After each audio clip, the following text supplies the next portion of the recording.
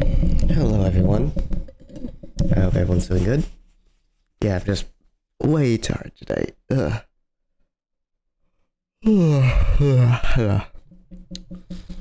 I still wanted to stream today. So we're gonna do some Minecraft. Get a bit relaxed. Vecchi is also here with me. Let me just unmute myself. Vecchi has muted himself, so I can't tell if he's talking or not. No, I am here. I just muted myself so you could do your intro. Well, I Because deafened at that myself, point- so that didn't matter. Yes, at that point you didn't. It wasn't a word definitely. Anyway, yeah. I'm gonna play some Minecraft today. I don't know if Vecchi's joining.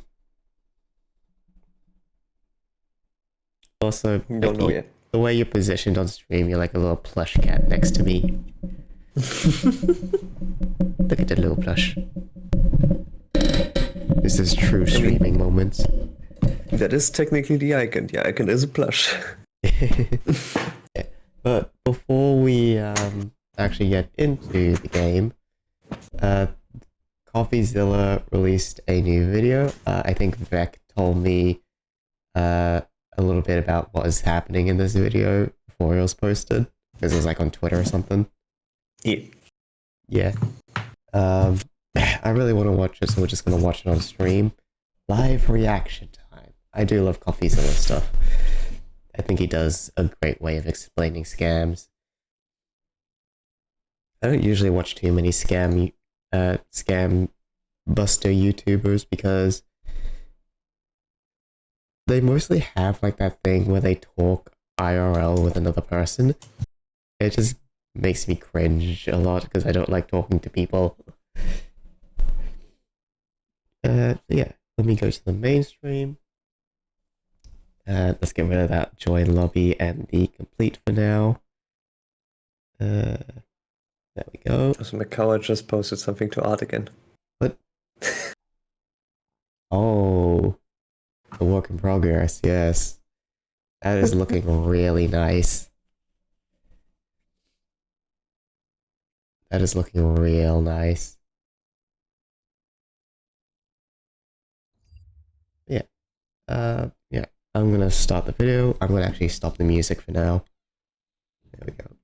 Okay. Have you already seen the video, or do you want to watch No. along? Okay. Here's it on Discord, so you don't have to catch up with me. Okay, I was literally ready to start it on my own browser. Try to sync it up.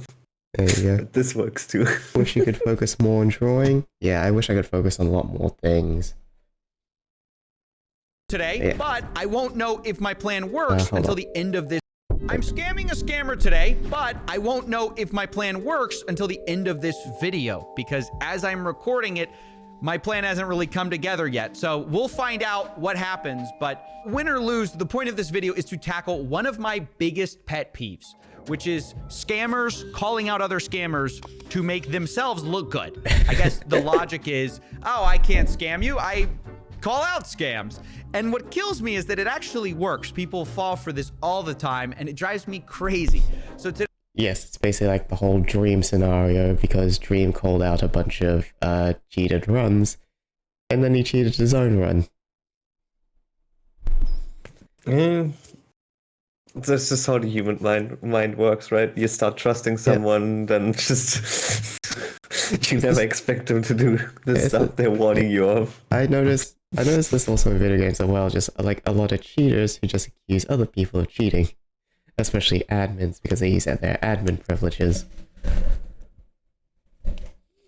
I mean, that mostly comes from like, for example, like if you take a FPS, right, where it's 5v5 or whatever, and a cheater dies to another person, they will immediately go, "You're cheating because I am cheating, so you can't kill me." Yeah, that is so fucking dumb. Like you're cheating in the first place to win. Like, another cheater is just evening the playing ground. If you can't beat a cheater with cheats, then you're just bad.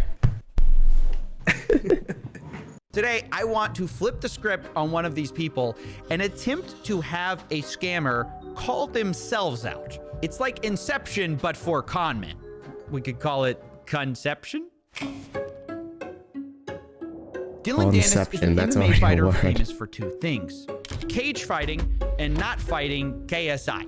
But on December 23rd, he decided to be famous for a third thing: calling out the scammers. He writes in a tweet, "Damn, Logan Paul is a scumbag. Feel bad for everyone he scammed." And of course, no one's gonna really disagree with this, so the likes rolled in. But what Dylan doesn't tell you is he also has a history of scamming people on Twitter. And what Dylan didn't know is that there was a detective watching him. That detective was not me, actually. I wish it was me. It was my buddy Zach XBT on Twitter who said, "Damn, Dylan Dennis is a scumbag. Feel bad for everyone he scammed." And then Zach showed some tweets of Dylan promoting obvious scams, which then rug pulled. Now, I was gonna kind of leave it there, a little nice Twitter dunk, but it got me thinking. You know, deleted scam tweets are the internet equivalent of roaches in your house. In both cases, if you see more than one of them, there's a lot more you don't see. So I reached back out to Zach and I said, "Hey, good tweet, but I want to find out how many scams exactly this guy has promoted." So Zach started digging through the garbage bin of deleted tweets, and we found out pretty quick there were a lot more, but I realized it was going to take Zach some time to Yeah, get you the just results can't delete we needed. something So off we're the going to go back internet to him anymore. at the end of It this video, exists but somewhere. right now I had a bigger problem, which is that to The show past this will full always scheme, I find needed you. not only the number of Which is why scam I'm tweets, terrified I also that needed my to know own how much he got YouTube videos paid that I for all posted this are stuff, still for circulating the out scams he there. promoted. So even after looking through the blockchain, I couldn't find anything. So I needed a social engineering approach to figure out how much he got paid. I wanted to trick Dylan into giving me the amount. The rough idea was to approach Dylan and say, "Hey, I created this dumb NFT project that's completely fake. How much would it cost for you to promote it?" He gives me an answer and I have my price. But of course, I realized he actually knows who I am because he's tweeting about my Crypto Zeus series. So I can't contact him directly about this. I needed kind of someone who could reach out on my behalf, who looked like he would be serious about selling you an NFT collection. And that's when I thought of my buddy Oompaville. This is a guy who's actually should really probably sweet load in up real life, Minecraft, but 'cause his that's gonna take a particular while to do. profile on Twitter says NFT salesman 100%. So I contacted him to contact Dylan on my behalf. And I told him to say, "Hi Dylan, I'm launching a crypto NFT platform called Sour.gg and was wondering what your rate is for an Instagram story post or Twitter post for promotion. We can provide all the marketing copy. Please let me know as we're trying to launch relatively soon." Move that real Now, quick. I guess as we wait for him to respond, let me explain that Sour.gg, that website is not a real crypto NFT platform. Nothing in this video is a crypto or real NFT, so you cannot buy crypto from this. I want to be super clear as we talk about this. Not only that, the actual website we sent him to is just a landing page for one of Oompa's candy businesses, but it kind of looks a little NFT-like. There's this little purple monkey thing in the corner. And so I thought it would fool Dylan, and I was actually right. Because Dylan immediately responds with, "Want to do a tweet?" And then I love this next part. "What is it?" I like the order of that, let's promote it. And then underneath it, "What am I promoting?" And it's at this point I realized that That's dumb. this is not only my chance to find out how much Dylan gets paid for all these scam promotions. Yeah, I'll do it. It's also my chance to What is test it I'm doing again? Dylan Dennis. He says Logan Paul is so bad. He feels so bad for the victims. But let's see if he's so different. So I decided that this fake NFT project I would be pitching him was going to be just like CryptoZoo. In fact, to do this, I basically copied almost word for word CryptoZoo's white paper, saying the following: Sour.gg may appear to solely function as an NFT collection, but it's much, much more. Sour allows users to earn sweet tokens that are openly traded via a yield that is based on the rarity of a given candy NFT. But just in case you didn't think it was obvious enough, I decided to leave Dylan one last hint. I signed off with a nonsense statement saying, quote, "Come obtain fun friends, enter exciting zones, indescribably lush. Look out, adventurer." Now, this is a sentence which means nothing unless you lay it out by the first letter of every word. And then it spells CoffeeZilla. So don't say I didn't warn him. And obviously, even if I hadn't warned him, Dylan Dennis surely wouldn't promote a CryptoZoo project, right? Because he feels too bad for the victims. He wouldn't promote something nearly identical. Oh, wait. He said, "Sounds dope." And then ETH? Question mark? And at this point, I'm just a little surprised by how easy this all is. Zero due diligence is being done here. We have created the weakest facade possible for an NFT scam. and he's just immediately on board. Of course, for a price. I mean, that is the one thing he actually did care about, which might not surprise you. And it's the one thing he actually pushed back on, because I told him I wanted to pay him $1,000, and he said, that's pretty low for me. So we negotiated and landed on a payment rate of $5,000 for a 24-hour post about our NFT project, which does not exist. After we settled on that, he sent me payment information, which really established a lot for us. We got answers to most of our questions. First, how much he gets paid per post. And we also got an Ethereum address from Dylan, which I hoped was going to link to all his other payments, but I didn't give him enough credit here. Dylan gave us a brand new crypto wallet just for this transaction, which seems to imply that he probably makes new wallets for every new deal he does, which is pretty shrewd. And at this point, I realized I had a choice to make. I could take what I learned, present it to you guys, and stop this little charade I had with Dylan and make my video. And Dylan would just keep doing this because his fans wouldn't know. Or I could try to teach him and his fans a lesson in a bit of a different way, which is actually pay Dylan to post a link to our fake NFT project. But the twist would be, as soon as he posts that link, it will become a website dedicated to every scam tweet Dylan Danis has ever done. Oh my And remember God. that this website would be linked by Dylan Danis himself to all of his fans, directly showing them proof that he'd scammed them multiple times. And we'll figure out how many times again in just a second, but I first want to say, I thought about this a while because this plan has its own risks. I mean, the number one risk is that Dylan just doesn't post and steals my money. And then the number two risk is, well, what if he finds out we duped him and then immediately deletes everything? We don't get our money's worth. So to remedy that, because I really wanted to do this plan, was to structure the payment so that I paid him $1,000 up front, but didn't pay him the rest until he kept the tweet for certain periods of time. And to my surprise, he agreed to the terms. And so this is where I'm going to leave things with him. At this point, I have a lot of things to do before Friday, which is the day I told him this whole fake thing is launching. So I'm gonna go do that and go get prepared for Friday. I will see you guys then.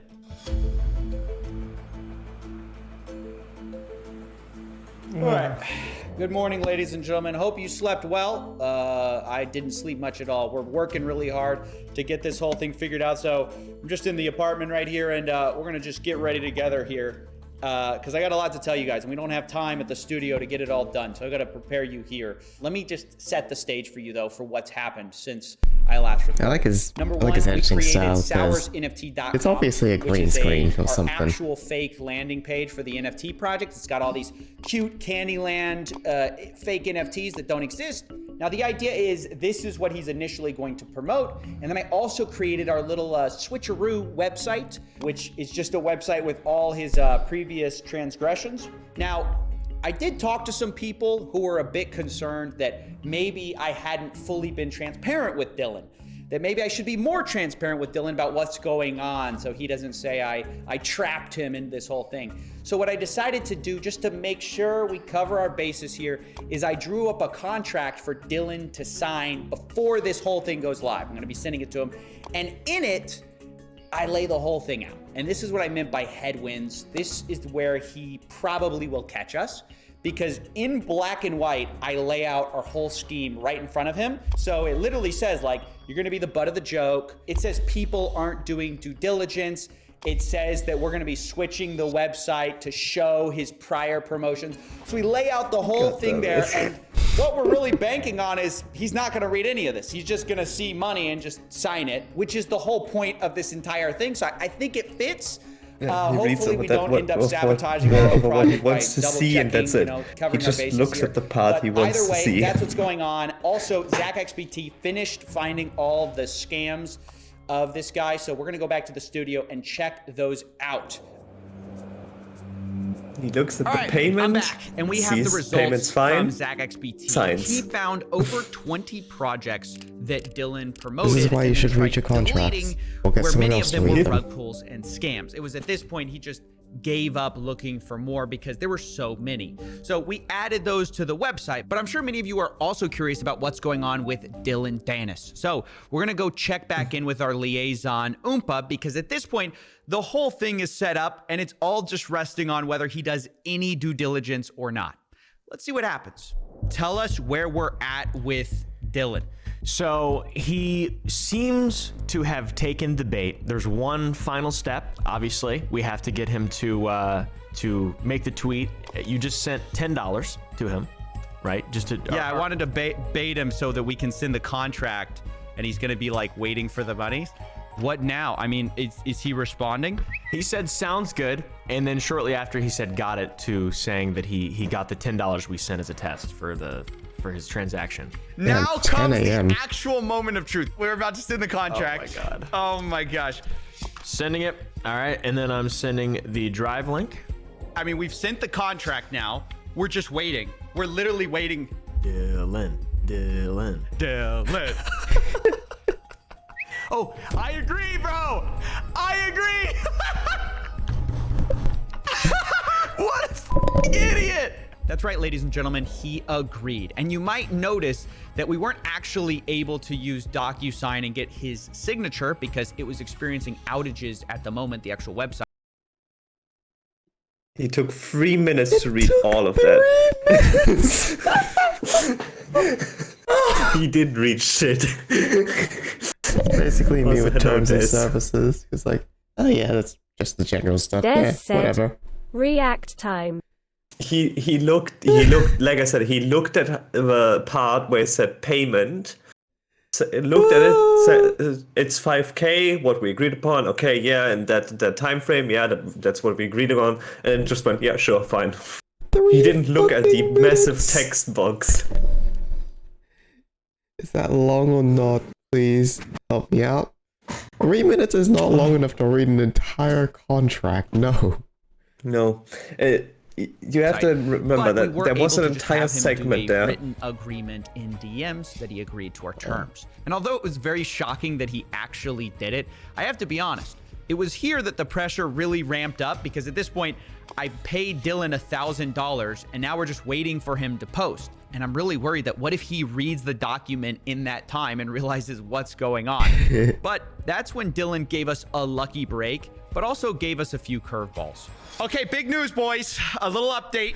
Ahead of schedule. By the way, my heart, like, I cannot take this. I was already telling Upa, I was like, we have to just go forward with this because I'm not ready. I cannot take all the suspense. And Dylan texted us, hey, should I just go ahead and tweet? So we're just going to say yes. Go ahead and tweet. Just refreshing now, I guess. See what he says. There's been so much work that goes into this. You guys didn't see this off camera. Dylan starts talking about where's your community? So we have to whip up this community from nowhere. Our community doesn't exist. We had to create a Twitter profile. We had to buy a bunch of botted followers. An hour ago, it didn't exist. I don't think I've ever been so excited Oh about my something in my life. god. Please, dude. Come on, Dylan. He tweeted it. Yes!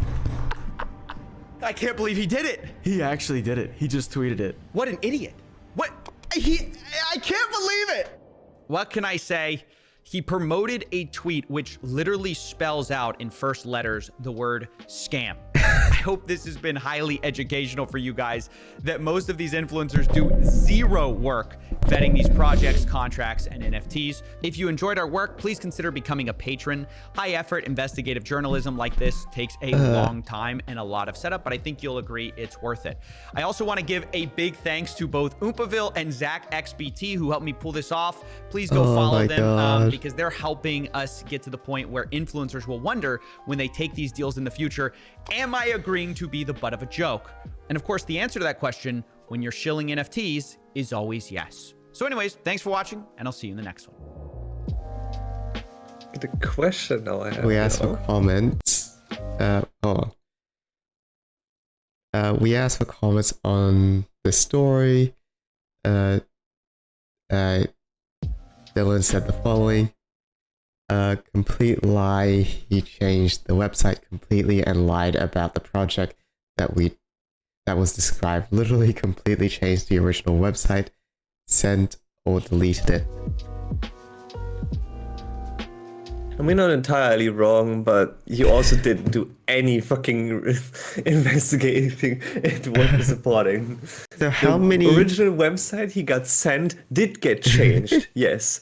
However, So how many completely's do you want in a single sentence? Yes.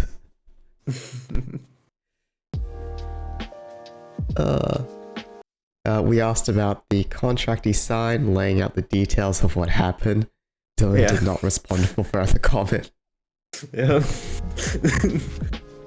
Also, I wonder, right? I'm pretty sure if you look at the my payment God. contract, right? The tweet was up for more than 30 minutes from Dylan, which means technically CoffeeZilla is obligated to pay him another 3K unless it's not legally binding because it was just over Twitter and there was no actual signing. Yeah, because he said earlier they didn't like get an e-signature or anything. He just Yeah. said, I agree. Yeah. That's not legally I'm not binding. entirely sure how legally binding that is. That That's is the not at all, I problem. don't believe. That's the same as that's pretty much the same as a verbal agreement. Yeah, that's what I would say as well, but I mean, you could argue it was technically in writing, but nothing was legally there, really. So yeah, that is all just dumb. I'm gonna watch this video in my off time, but right now, Minecraft. I'm gonna get the server up because I didn't want the server running while we watched it because it'll just shut itself down again. While that is happening, because this could take a bit, I'm gonna go in single player into my test world to build a lighthouse design I've been thinking about. Ignore that, that's just my storage. Okay. Oh, I also just saw apparently there's a class action lawsuit for CryptoZoo against Logan Paul. Nice, nice. That happened 3 days ago. Alright, I turned down my volume game, hold on. And turn off new box and jukeboxes because we have a custom resource pack for that, and that would be bad. It changed just 2 songs. But better not risk it. Where They are OSDs, but turn on the music? Yeah, I can turn on the music. I wasn't planning to have music on through the entire stream, but yeah, I can keep turning music on.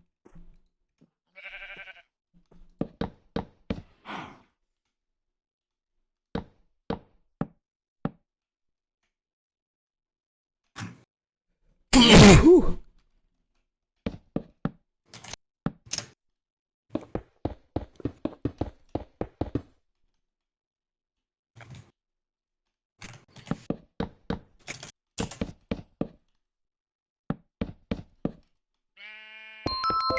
Yep, server is on.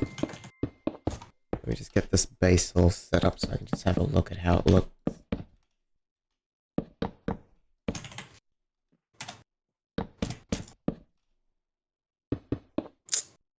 This is not at all my original design. This is based off a lighthouse I saw while browsing for inspiration. Yeah, I like that. Maybe put some windows like in here. And then the staircase, I need to figure out how to do that. Something like slabs, maybe? So, something like... Well, staircase like that. Yeah, that works perfectly, okay. Yep. So we'll save and quit that.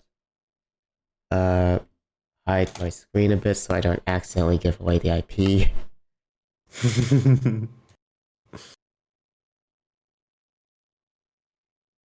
But yes, we do use Eternus servers just because it's paying for an actual server is quite expensive. And it works for our small group. Okay.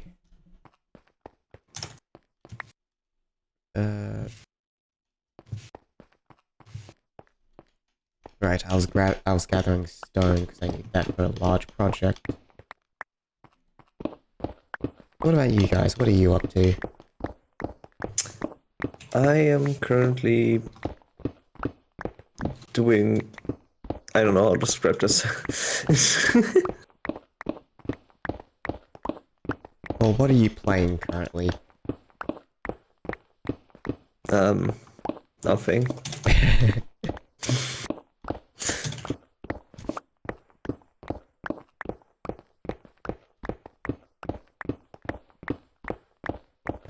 That's why I'm saying it's hard to describe. We ran the class MC server with it under the quarantine. Nice! Yeah, Eternus is a great server, so if you need like a free Minecraft server. Obviously it has its limitations. Oop.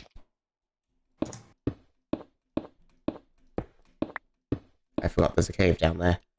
Yeah, it has its limitations, but so far it's worked for us and our needs. Especially considering that somehow, despite it, the company at least being based in Germany, no one really has any ping issues. Well, I've had ping issues every now and then. Yeah, but none that are really bad.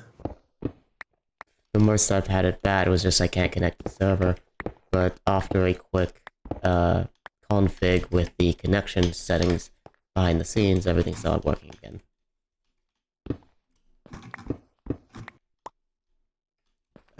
But yeah.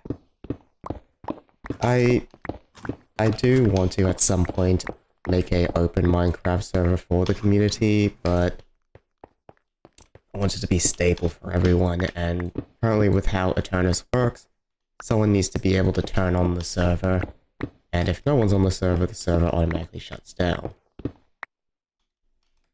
So yeah, I think I want to have a consistent, stable 24-hour server, have enough players to at least fill one slot at any point in time.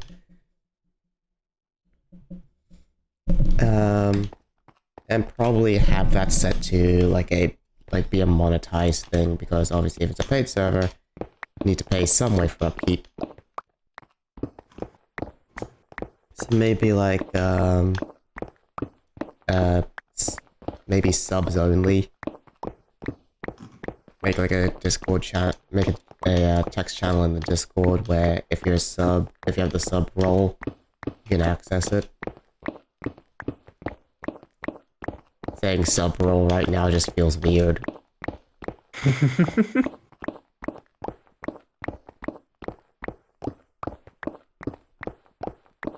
Des said, "Where's the dom roll?"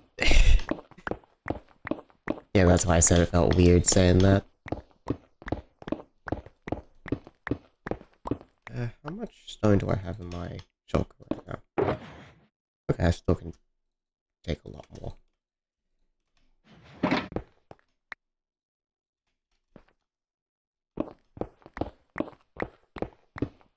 Oh, God. I keep falling into the cave. I don't have any blocks to get out. God damn it.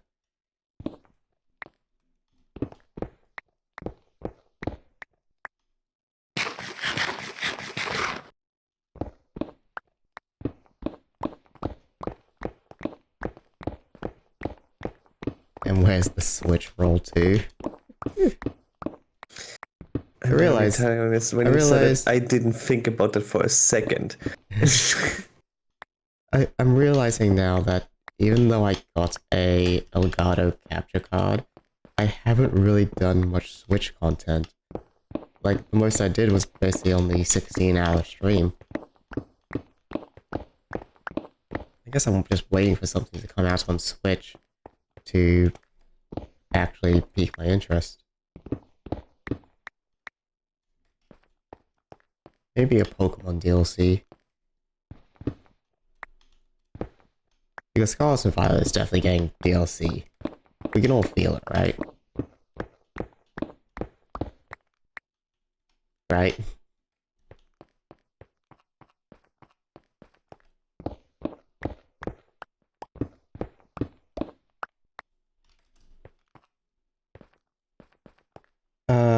Dark Souls Switch stream when? When I have money. Why are Super Bowl ads so absolutely fucking ridiculous? If you're able to find one of my old introduction videos, I said I would never play games like Dark Souls just because I don't find them fun. But now, I kind of do want to play Dark Souls. I've played so much Monster Hunter that I want to play Dark Souls now. If you do want to play Dark Souls, if you ever want to play the actual first Dark Souls, play that first. Because otherwise you're not... If you play like Elden Ring or something first, I'm pretty sure you would not like the older Dark Souls games. Because they will feel jank. I'm pretty sure most people these days would... Dark Souls-like game. I don't care which most people these game it days is. would not recommend you to play the first Dark Souls anyways, because it will feel extremely jank compared to today's games. Yeah, I think I would want to play Elden Ring first and foremost. Like, I know there's like a whole bunch of good stuff about the old Dark Souls games, but that's pretty much just nostalgia hype now. I'm pretty sure most people say like Bloodborne is an extremely good one, but Bloodborne is PlayStation exclusive. I've seen Bloodborne gameplay and it looks weird to me. Yeah. Elden Ring I've played personally. That's the only Souls like I've played, except for what's it called again? Not an actual Souls game, but Code Vein. Code Vein. That's the one. I played that one too. Those are the two only Souls likes I've ever played. Code Vein and Elden Ring. Yeah, I know about Code Vein. I've seen it in the Steam store a bunch of times. Whenever I go browsing for new games, Code Vein is usually one that gets recommended a lot. Every time I look at it, like, maybe I should buy this, but then I second guess myself, like saying, no, I heard that the maps are very linear, so probably not. To be fair, that's a Souls-like thing, basically. The maps are just linear. Elden Ring is like one of the ones that made that Switch thing. world. Yeah. Bloodborne, if you watch the RT video, I think it was RT who said it. I'm not sure. Maybe it was someone else. But in some Bloodborne video I watched, they said that the map design comes very close to Metroidvania, where you have to keep backtracking. And all of the areas are connected to each other and blah blah blah. But most of the Dark Souls games, you go from area to area and there's only one right way. I don't think it's the Souls-like stories. Trying to think of the last console that my brother and I had, and I'm pretty sure the last one we had was the Xbox 360. That feels fucking old. The last one I played on is the PS3. So same era, technically. I never played on Xbox, but my dad has a PS4. I want to say I never played. I want to say I never played on PlayStation, but that's a fucking lie. The PlayStation was like the first console I ever played on. I played on the very first video games I ever played were on one of the older PC systems. I couldn't tell you which one though. I think my first experience with video games, it's either the Game Boy Advance or the PlayStation 2. One of those two. I don't know what it might be, the Commodore or whatever. It definitely was like something PC where Windows wasn't a thing yet, or at least not as big as it is today. Hey, friendo, come join the voice chat. We're just chatting. We're not in the just chatting category, but we're just chatting. Time for Heavy Storm. A few years later, I got a PS2 for my birthday. And then the gaming began, because before that PC was my dad's. And the gaming began and it never stopped. Yep, sure did.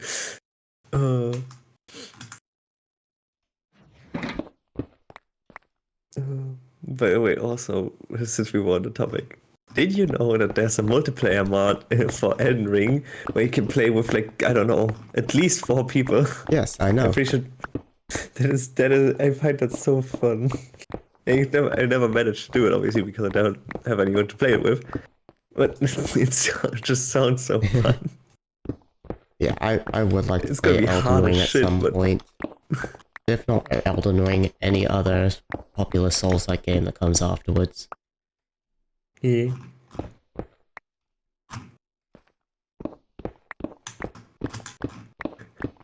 The only problem with those types of games is I mean, depending on how you play them, there's more or less replayability, right? Yeah. Like, I have 90 hours in it. A friend of mine has 150. Sydney has 220. And Froa Samo has 420. That's the problem, and I think the main reason why I haven't got into the other game that we're talking about, Code Vein. Code Vein. Yeah. Yeah, because replayability. I don't see myself replaying that game- linear games too often. That game definitely doesn't have any replayability. Like, with Elden Ring, you can use a different build, you can use a different weapon, whatever, right? Yeah. You can even, like, do content you haven't done yet, that you just, like, explore more of the map that you haven't seen yet, maybe. But with Code Vein, there's none of that. It's linear map, which means you've already seen basically all of it. And there's no such thing as builds. You can just swap on the fly. I mean, even with like an open world game like Skyrim, like Yeah. I haven't touched Skyrim in so goddamn long. Like, the only thing keeping that game alive for me is the modding community. But even then, it's like a couple of hours of playtime, see the new content, and then stop. Yeah, the biggest problem Skyrim has, at least for me, is that it's, even if it has different stuff, it's still repetitive. Like, a lot of time, the quests and stuff, while there's different dialogue, you're still doing the same things. Yeah. The illusion of choice. Yeah. Like, my first playthrough of Skyrim, I did a sword and shield heavy armor type of build. Because I thought that was, like, the best way to play the game. It's a melee-focused game with medieval weaponry. I thought that was the best way to play. Then I learned Stealth Archer, and I was like, I'm never going back to that. Yeah, Stealth Archer is the very first thing I did in the game, because I liked the idea of doing range, because I was also sneaking everywhere to, like, because I am playing range. I was like, yeah, okay, I can't just run into every fucking room because I would just get murdered. So Yeah, Stealth Archer is just way too overpowered. yeah, it definitely is. Even with mods, like, Yeah. especially with mods sometimes, depending on the mods. Pickaxe. But yeah, Stealth Archer is just way too overpowered. And I just can't really go back out of it. I don't, like, go for the best bow. Or best enchantments. I just go with whatever looks cool. And for me, that's probably is the best bow, honestly. Daedric one? No, not the Daedric one. Which one is it then? The bound bow. The one that you can summon with conjuration magic. Oh. Okay, yeah, I've never It's- used that, so... Yeah, it's not great because you can't enchant it. It does have infinite ammo. And scales with your conjuration skill, as well as, Yeah. like, any skills that give bonuses to conjuration, like filling up your soul gems. I really like the bound bow. Combine that with silent casting, and it's, like, really nice. And I've tried so many times to play Skyrim again and use something different than Stealth Bow, and I just get bored of it so Like, fast. yeah, I've tried to go back to heavy armor, sword and shield, and every time I do, I feel super fucking weak, and all the enemies hit like trucks, even like the low level enemies. Every time I've tried it, I had to do way too much work to survive combat encounters. So it's like, god damn it, no. I really have to play fucking bow again, don't I? which is a shame because I really do like the smithing system.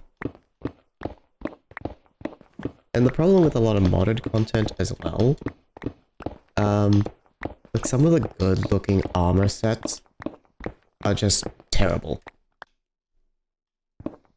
They're just terrible stat wise, and usually something in the base game is much better. Yeah, I mean, Hey, Hype. I love to see you, Fernie. Hello.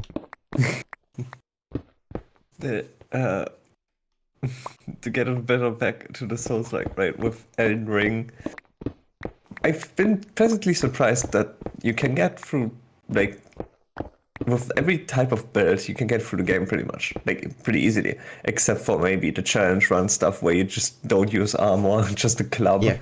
Obviously, That's obviously challenge run. Yeah, that's always a different story, but like you can use two-handed heavy weapons, you can use like one-handed swift weapons, you can do dual wielding, you can do magic. People have different opinions about what's the strongest thing. Some people say it's sorcery magic, some people say it's I know people said magic was bleed really builds. OP back when the game first came out. Yeah, mostly because it was very effortless, and I've seen clips of stuff that look really overpowered, where they like basically one shot the last bosses of the game. Where, okay, yeah, that seems easy. They have to just use like 2 of spells, and then they're done. Hmm. But yeah. It's like if basically they give you the option to how easy you want to have it. You can use different builds. Some work better than others, obviously. But at the end of the day, if something's too easy for you, you don't have to use it. They give you enough options to change your build. Yep. To something different. Yeah, it's like how the like Monster Hunter community reacts to when Master Rank comes out and an OP armor set for the lower rank stuff comes out. Because that stuff is to help new players get to the newer content much easier. Why are you gatekeeping new content? If people want an easier time, just let them. Because I've said this before, but I said it off stream. I had a friend a while ago who was turned off by the entire Monster Hunter franchise just because their friend was like, "Oh, don't use the Defender armor because that's just cheating."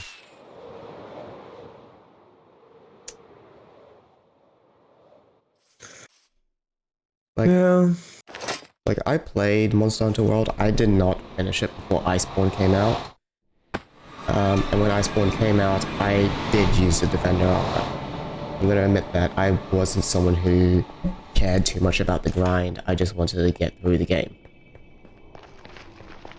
And yeah, that was a lot more fun for me. I got through all the easy stuff, learned the basics of the game still. Did I have as much trouble as the older players? No, I did not. I had Defender armor. But I still struggled because I didn't know the basic mechanics of the game. Once I learned them, I got better, and then I went on to play Iceborne content, which is basically starting from zero again, because that Defender armor is not going to hold up well in Master Rank.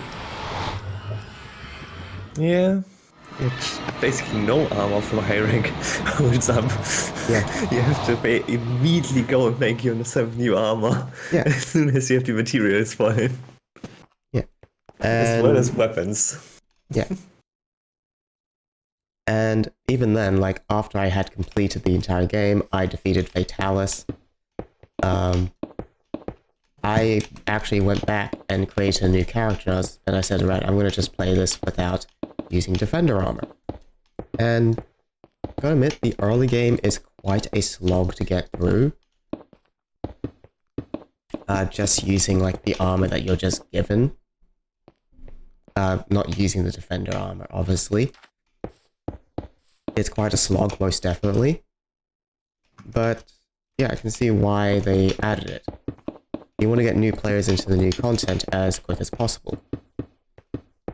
if they're just playing the base game content, that's not quite good. Engine F especially, we've had this discussion that one real big roadblock. When I played through it the first time, I had to like do 5 or 6 attempts on Engine F until I actually managed to kill that. Because you also can't really get an upgrade to your armor either. Because, there's like 2 monsters before Engine F? So you have the choice between 2 armor sets, and that's it. Use that one or the other one. And even then, what armor you use doesn't really matter too much. Like the whole defense stat, it does help a bit, but you're more looking for skills or just like evading the monster, that lower type of rank stuff. Yeah. And technically, what weapon you're using. Some weapons are obviously better against certain monsters than they are against others. The element. And not even element, it's also a type of weapon. A hammer works better against some monsters than a slash weapon works. I mean, they all work. Yeah, bashing a blunt weapon versus a sharp weapon. I mean, yeah, that does factor in, but ultimately all weapons should all be weapons able are fine to for every do it. monster. And it's just all a matter of slightly playstyle. better. It's all a matter of playstyle Also, as well. Technically, the game is made to be played with 4 people at the same time anyways. Yeah. Especially World. Yeah, you can complete them can do everything by yourself, but it's much more balanced around playing with multiple people. Yeah, and Monster Hunter Rise is more balanced around playing single player because now they've added the ability to take NPCs into combat. Which makes sense because it was a Switch exclusive. Not everyone's going to pay for that premium online playability. I'm a bit tired. Mind if we do Fox time now, so I won't forget it. Firefox. Okay. You sent me a Firefox. Firefox. Am I still fucking streaming my browser? God damn it.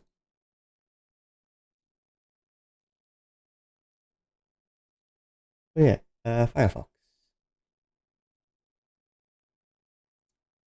You guys see it yet? Okay, sorry, I was looking away. Yeah, cute Foxo. Yeah. Firefox. No. Des said, Foxo. Do the Firefox. Yeah, I get it, Erica. You don't need to repeat it. The Firefox. God, they really simplified that logo. Yes, they should it. It turns into a Mogus. They I still tore off remember. its legs.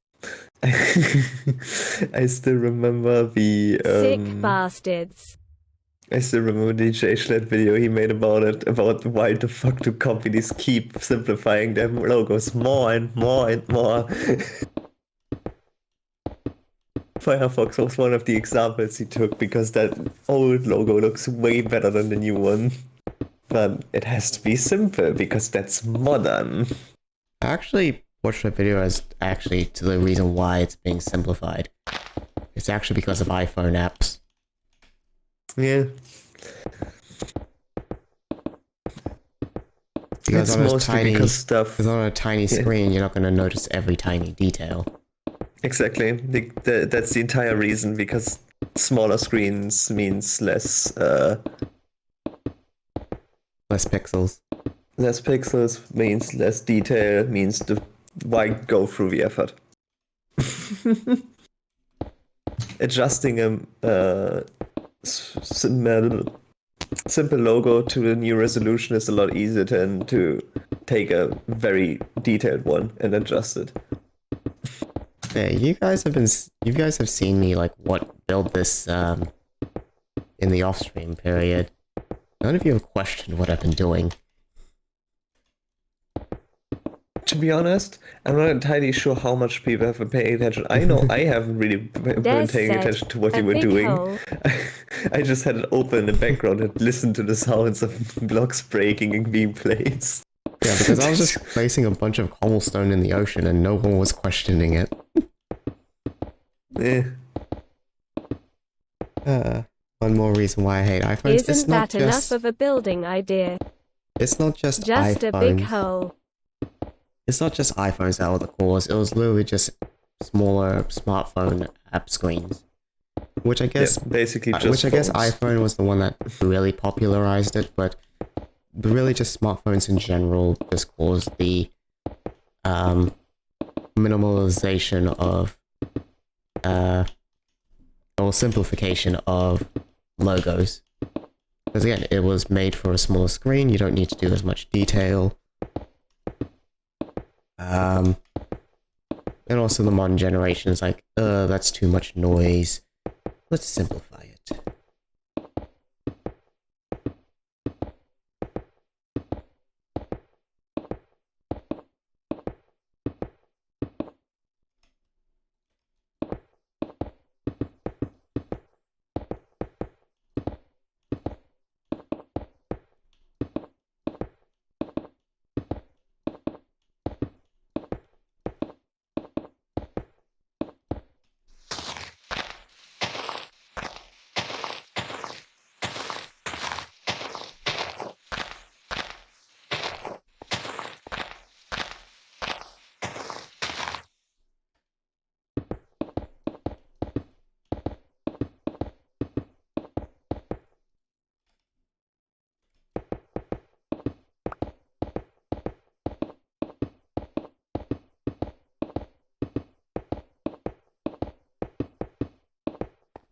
Okay, that's this entire side done.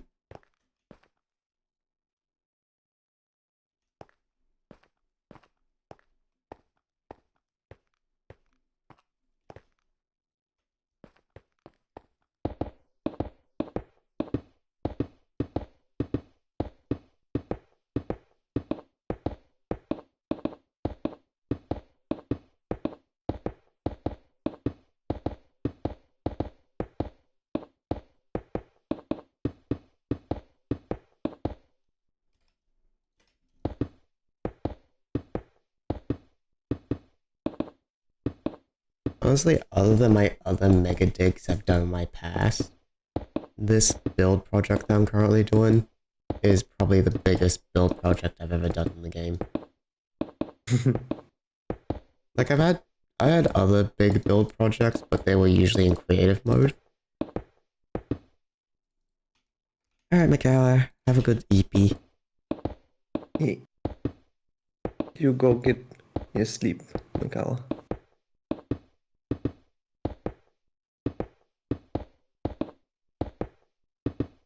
Howdy, layman. One person leaves, another joins.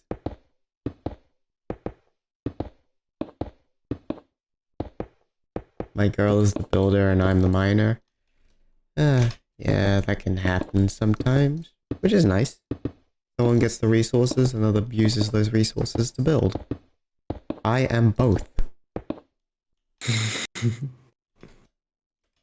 Froa is one. Froa gets resources. Froa doesn't like building. Like, our entire spawn region is like a mess.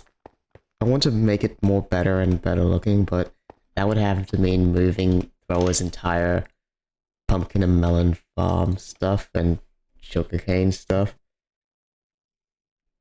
Or building around it, and there's not a whole lot of space to build at spawn. Yeah. Okay. Still got a bunch of It stone was left built over, but kind of have as we just built it so because it was functional, but that's always the problem, right? You build the stuff because you need it at the moment or you want it at the moment, yeah. and then afterwards like, I kind of want this to look good, but now I have to move all of this.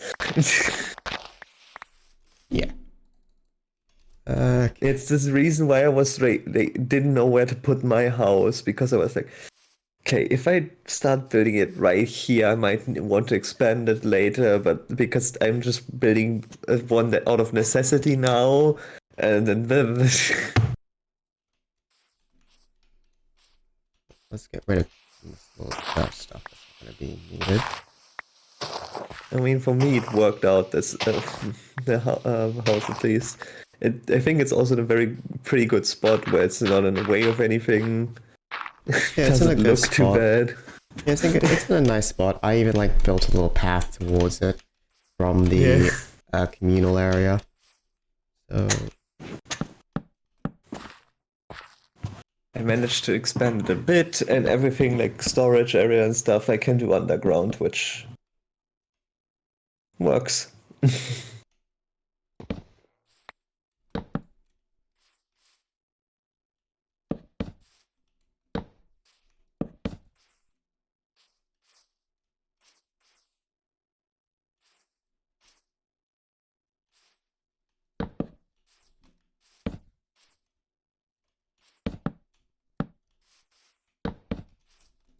I should have made like a worker's hut or something here, so that way I'm not sleeping out the open. I can have all my benches and stuff, but whatever. I like her being the builder, and I mine. Mining's the fun, plus she's good at it. Yeah, I suppose. Like, I wouldn't enjoy mining if I didn't do Big Dig. Like, that's half the game. Minecraft. Okay.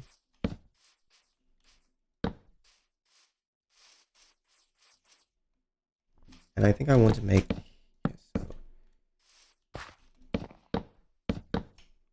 That's as tall as I want it to be. Now I'm going to need some cobble. And I didn't bring any cobble with me, so I'm just going to use the stone. And just mine out the stone.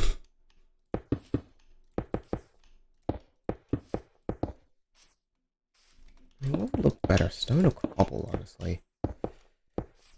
Stone in this resource pack looks really nice, but not everyone's going to be using this resource pack, so...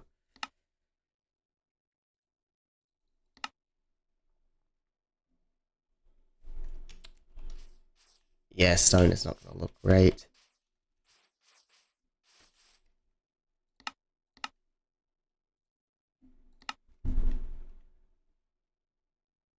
That's the problem with building with resource packs.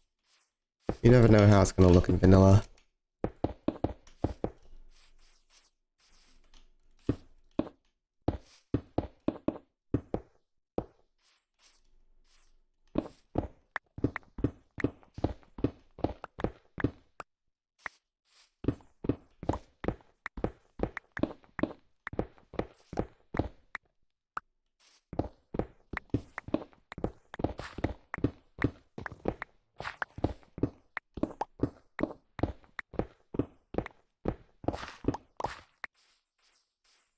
Well, we also modded, so there's a lot to do building or adventure-wise her as well. Yeah, I mean, vanilla is great and all, but once you get into modding, you basically never go back.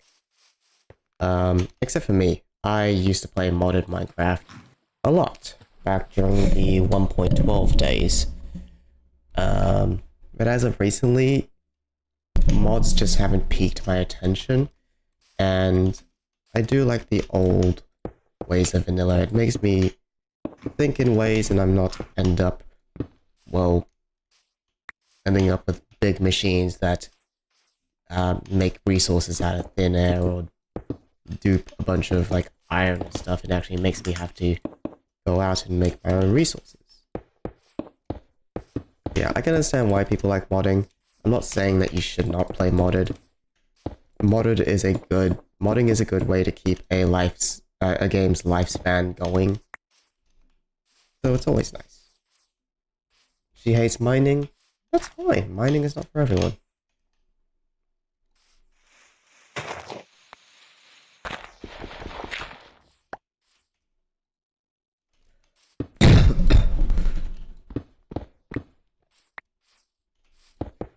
Okay.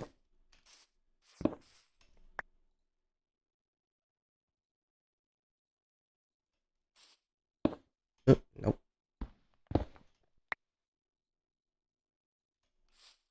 There we go. For the floor, I think I want to use cobble again. Actually, no, I want to use the stone brick. Make it consistent with the rest of it.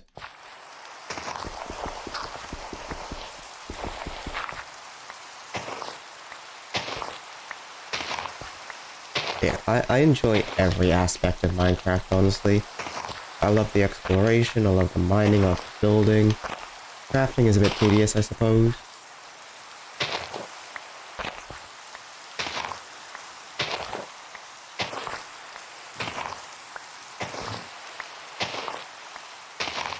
I used to play a lot of Pocket Edition back in the day as well because it was mobile, I could play it on the go, and because I was in high school, I don't have a laptop.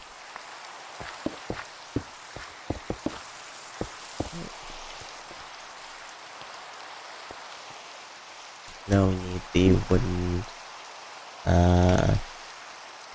we need the wooden fences.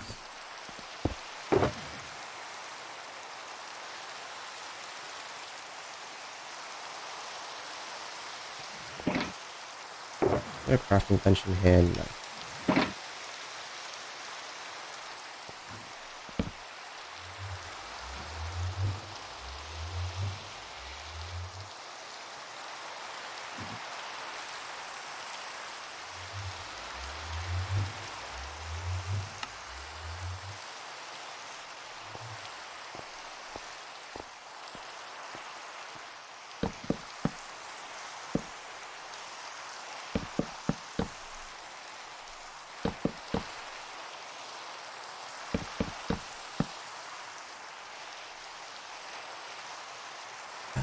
I want to make this a couple more blocks taller for the base of the lighthouse. Let's start with making the actual inner staircase before I do that, so that way I have actually higher floors.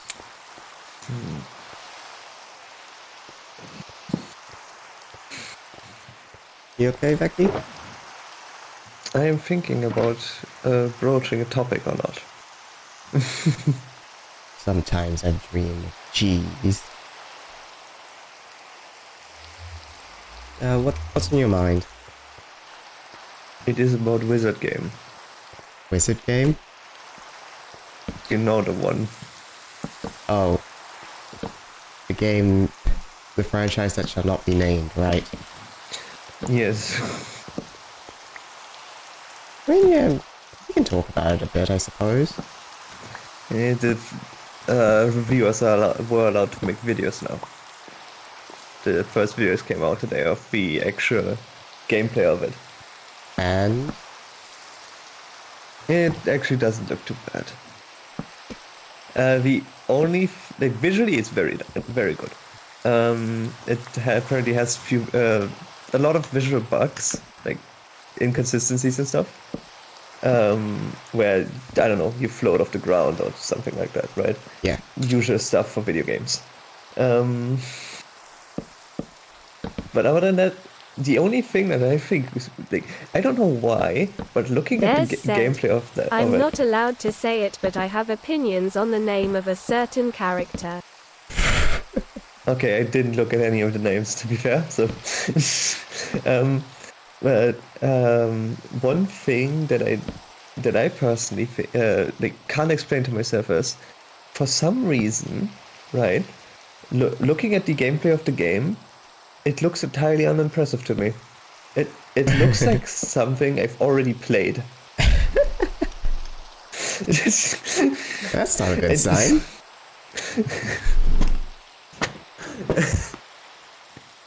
I don't know why that is. The combat looks extremely boring.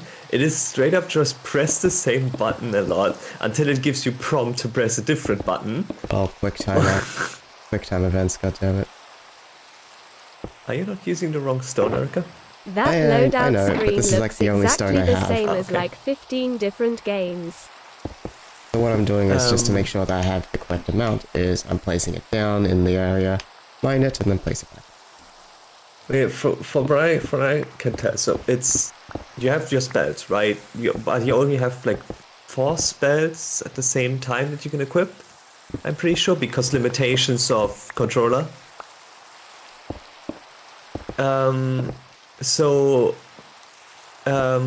The only other thing you can do basically is use a block or parry or whatever the fuck you want to call it.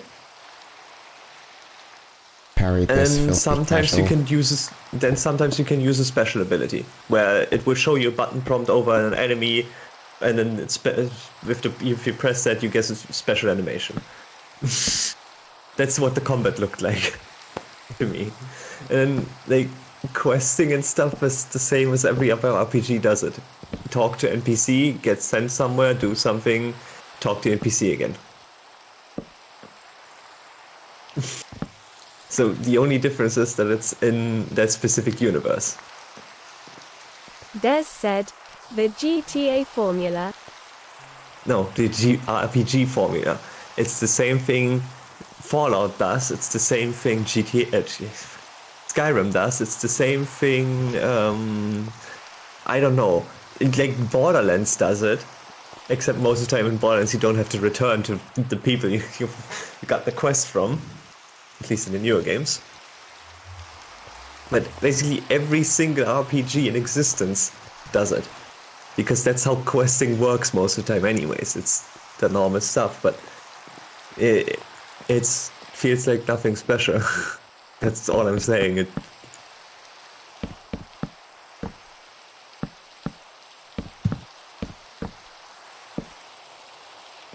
It's just like any other RPG. And the combat doesn't feel very nice. Well, it doesn't look very nice to play, so... Who's messaging me on Discord? The cow has messaged me. It's just... Honestly... I wasn't gonna get it anyways, but... I'm now not missing anything either way, so... I care even less. I'm just posting something that McAllish sent to me in the mod channel. I think you guys should review this. Hello, Abby. Hello. By the way.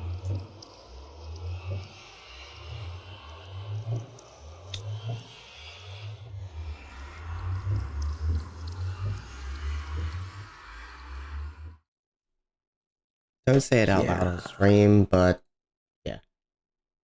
Do whatever actions you deem necessary.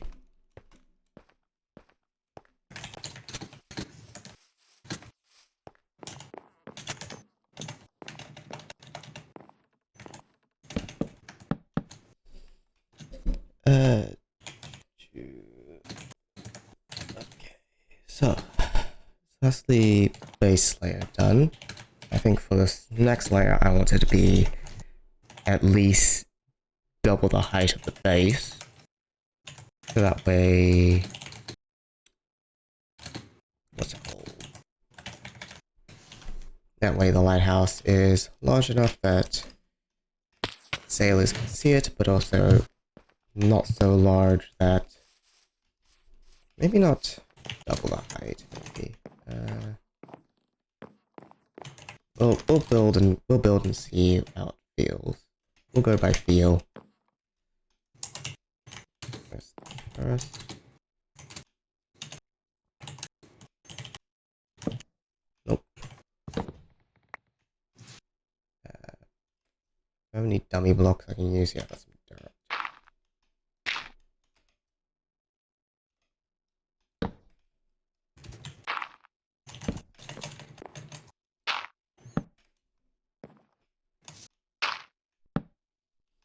Hey, H-Man. Welcome to the stream. Welcome to stream.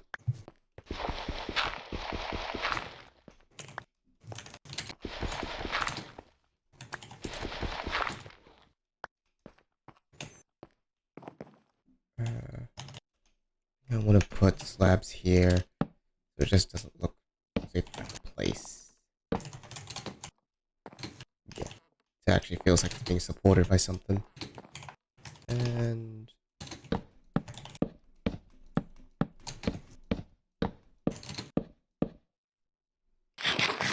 You yourself so you don't hear me type, right? yeah, 16 blocks up. That feels good.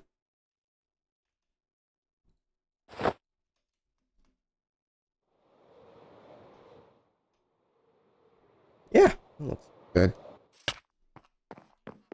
Just gotta do the same for all the other sides. 1, 2, 8, 9, 10, 11, 12, 13, 14, 15, 16. Yep, that's level.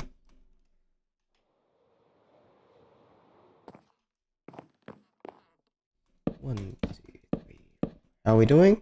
We're doing good.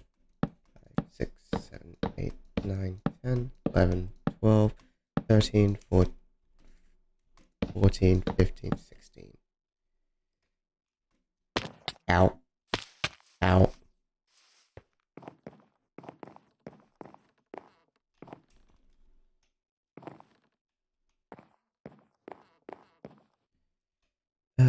Do I have more wood? I left my shulker box over there, right?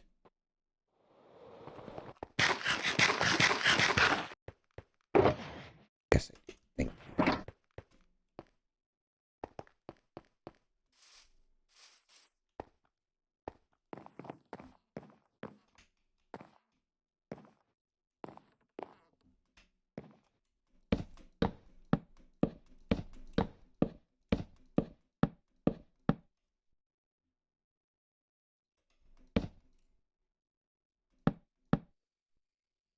Okay. And that's all that done.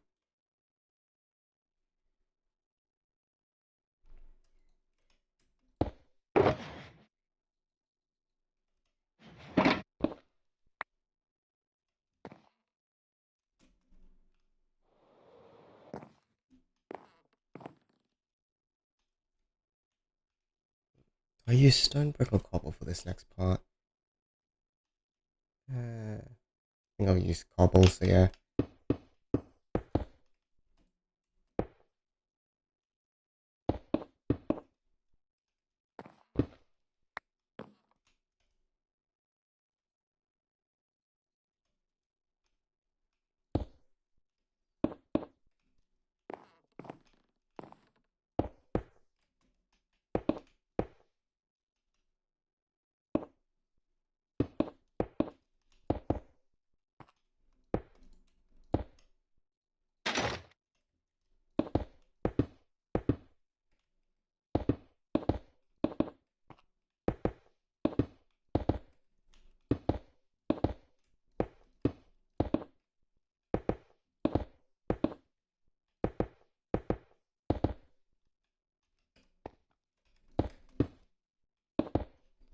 Ugh.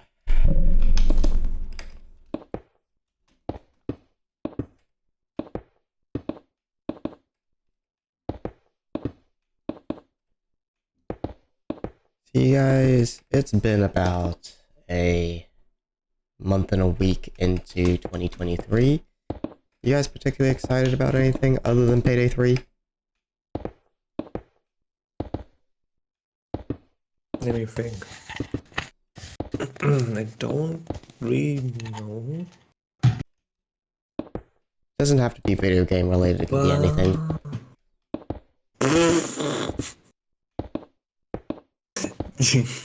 You're saying that to me? What's happening in my life, huh?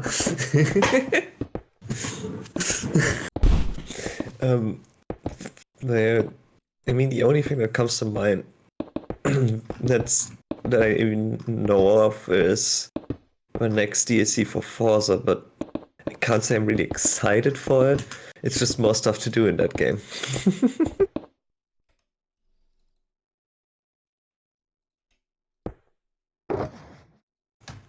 But other than that, I mean, I tend to not get excited for video game releases or stuff anymore, because excitement only leads to disappointment. It's either disappointment or your expectations are met, but then you're not really getting any more joy out of that than if you didn't have any excitement in the first place. There's no reason to get unnecessarily excited for a game. Well, I mean, I'm unnecessarily excited for Payday 3. I know it's not going to be great on launch, but I'm still excited for it. I have no expectations for it whatsoever. I am just... I'm gonna look at it when it comes out. gameplay before it comes out, decide if it looks good enough to buy or not, and then I'm gonna get it or not. I mean, we saw gameplay for that Crime Boss game, was it called? Yes. That looked so fucking weird. Sure does. Yeah, I watched Noli's review of the gameplay trailer, and he pointed out a couple of things I did not notice when watching it. For instance, like the whole pager system, it seems to be individual to the players, not an overall one. Right, that does not make any sense. What? So like if we go off like Payday system of pages, everyone has like 4 pages, and those 4 pages are shared among everyone. In Crime Boss, it seems like everyone has like 4 pages, but those are separate. From what it looked So like technically, for like 16. from what it looked like for me from that one trailer, it looked more like it was a suspicion system for the entire team, but I guess I interpreted it wrong. Because at the beginning you can see like a number counting down every time they kill a guard. And I guess, yeah, suspicion system, pager system. Same thing in my head, honestly. Yeah. But yeah, but then when they transition to the next section and they switch characters, that number is back to the full, like when they started. Weird. Abby Maybe said, that was just weird. I want a game without an RPG element. I am so tired of number calculation. What I noticed in that, like what I thought I noticed in that game was that instead of like a pager system where you have just that number of guards you can kill, whatever. No more math in games. That there was like a suspicion system, which meant like if guards stop reporting back because you obviously killed them, right? They would get suspicious about it, like headquarters or whatever. Yeah. Would get suspicious about them not reporting back, which raises that meter, which then leads to the more guards being sent or whatever. And then I guess maybe there were other things like having a vent open would mean that suspicion meter goes up slightly. Like different actions make it go higher up. That was one thing I was like, oh yeah, give them credit where credit is due. But we see how it actually looks like when the game comes out. If that works the way I thought it does, then it's maybe a good system. But one thing we all noticed was that the gameplay felt very slow. Yeah. Yeah, that's one thing we all noticed. Do you think that's going to change on its release? Probably not. Because my main reason why it felt so slow was mainly just because whoever was demonstrating the gameplay trailer, their mouse sensitivity was so fucking low. Like, every turn was slow. It wasn't like snap quick actions. That is because of cinematic reasons. It doesn't look good if you keep snapping your camera. Yeah. I know because it's for cinematic reasons. I know it's for cinematic reasons, but that's the main reason why the gameplay looks so slow for me. Yeah, it's why most of the time trailer things are recorded with controllers instead of mouse and keyboard. Yeah. Because controller aiming and moving off camera looks a lot more smooth. Yeah, controllers. You know, the things designed for gaming.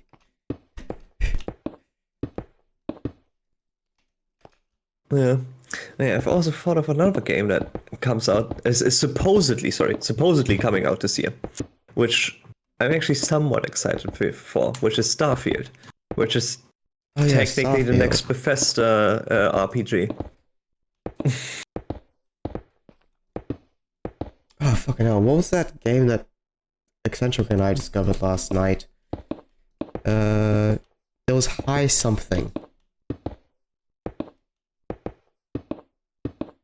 Do you mean that game that came out like recently? I think it came out Hi-Fi recently. Rush? That's the one, yes. Yeah. Like, we saw a thing about it. Was it actually released by Bethesda? Yes. God fucking damn it. Hi-Fi Rush was made by the developers of let me check what it was. The Evil Within 1 and 2, and Ghostwire Tokyo. Oh, Ghostwire Tokyo. I've heard good things about the game. You can pet Yeah. dogs. Those developers made Hi-Fi Rush, so it's one of the studios under Bethesda, but it's not an actual Bethesda game technically. It's just the studio from Bethesda that made it.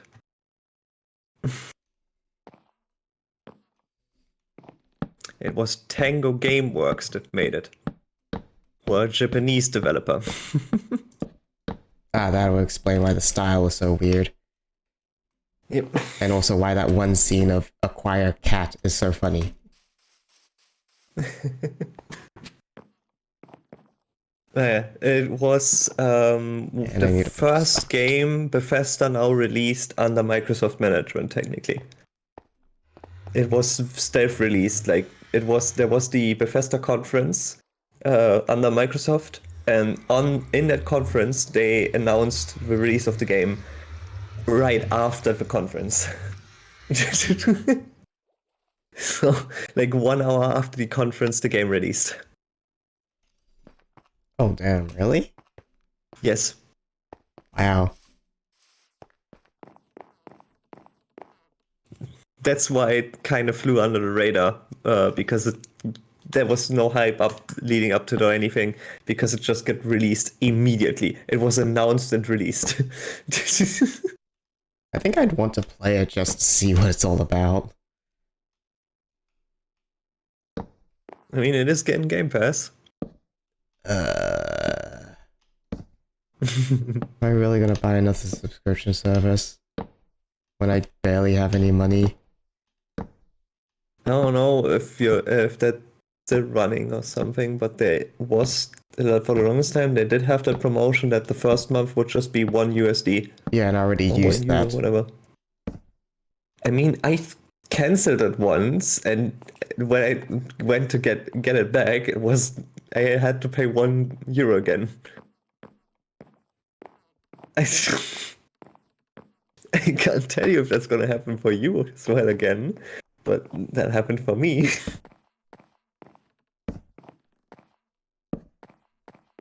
This is a horrible idea, putting torches right under wood. I know in Minecraft it doesn't actually do it, yes. but in IRL this would be a horrid idea. Yeah, you would probably use lamps instead, which Yeah, is but also if a I horrid idea if they break. But But the thing is, if I use lanterns, it's not gonna look nice. yeah, I'm talking about real life, not Minecraft. Anyway, the lights are above the head, so it's not like I'm putting them here where you like brush your face against them. Place.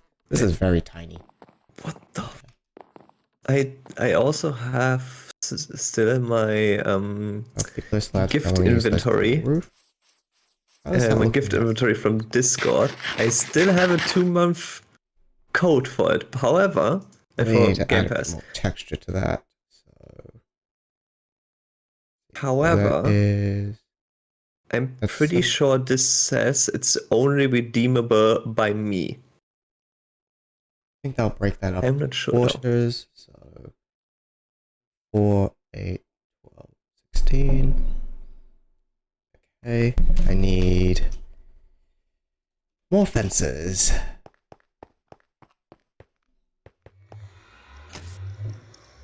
What the fuck does my friend have for profile pics? I'm just gonna take a snip of this and put it in no mic, because this is just, I go to my DMs on Discord because I wanted to check that gift inventory and just see that picture in the corner of my eye and go, what? Well,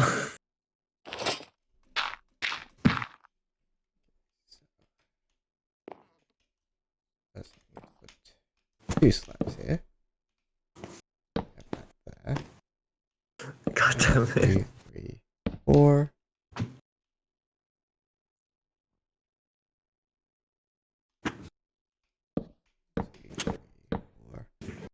If I break that, that's like, that goes there.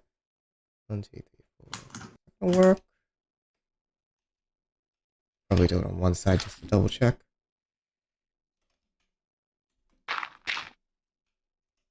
One, two, three, 4. Those slap there just to placehold it.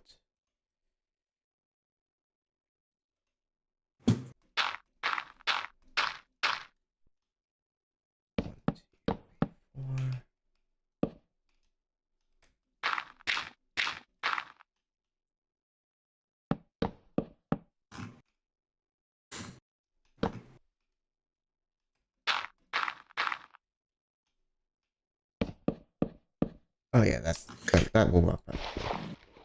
Yeah, I mean, at the same time, also, Hi-Fi Rush is not a full price game.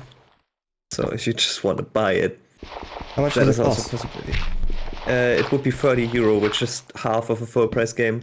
Full price games are 60. 30 So euros. whatever full That's price. still quite a lot. Yeah, it's still quite a lot. It's just not the full price. Like whatever the full price game would be for you, like just half that. Like release price of most games. That's probably the price for Australian dollars. It's on Steam, right? Yes. Ba-da-ba-ba-bum. Like I said, I have a Game Hi-Fi Pass code Rush. that would give you Game Pass for 2 months. However, I 40 don't know if that's actually redeemable. $45. Yep. Then I guess full price games are 90 for you, huh? Yeah. How much is Elden Ring? Because that's full price game. Yeah, $90. Yeah. Hi. Game Pass. I'm always scared that I'm gonna type in my search bar, and then suddenly something bad's gonna show up.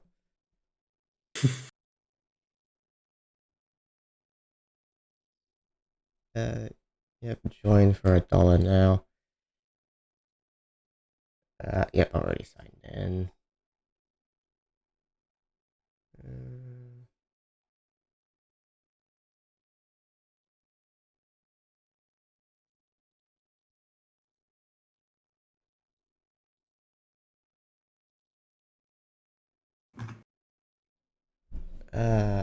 Ultimate, get your first month for $1, then $15.95 per month.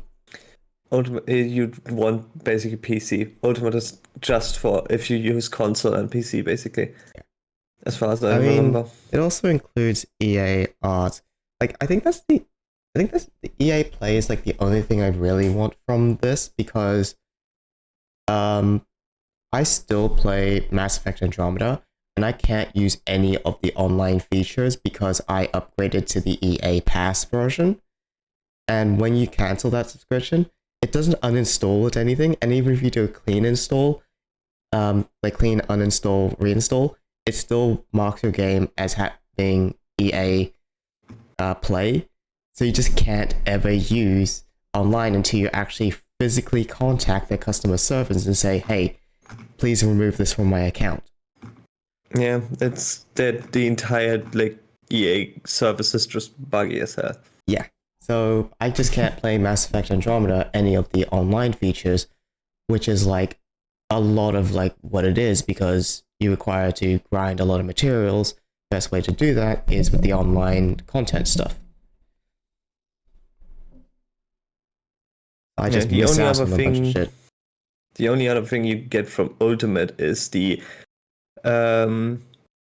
what is it? Free perks, including in-game content and partner offers, which is stuff like at the moment you would get Apple TV Plus, Apple Music subscription, Discord Nitro. $11 Australian per month. That's not too bad. Yeah. But let me put this up on my other screen just to look at how much I'm currently paying for all my subscription services.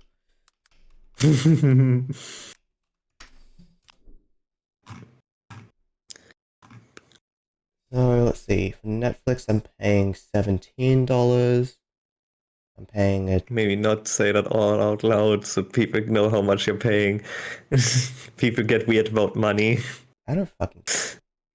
Okay. Because this is Your just like choice. This is just like the standard stuff you're gonna look up online anyway. Yeah, so I'm paying 17 currently. $12 for Spotify and 14 for Disney. So that is, how much is that altogether?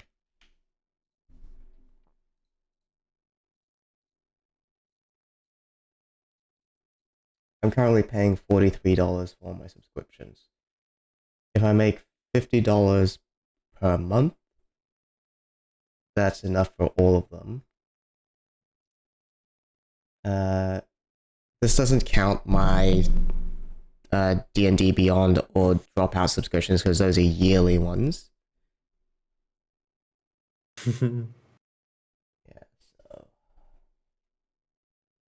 Yeah, I'll hold off getting Game Pass until I actually get a job because I'm still going through a program that says they can help me get a job.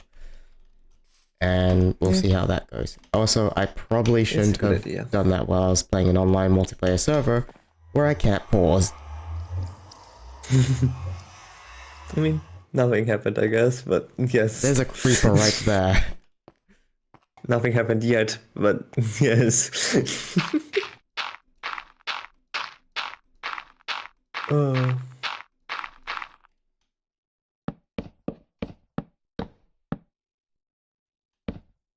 I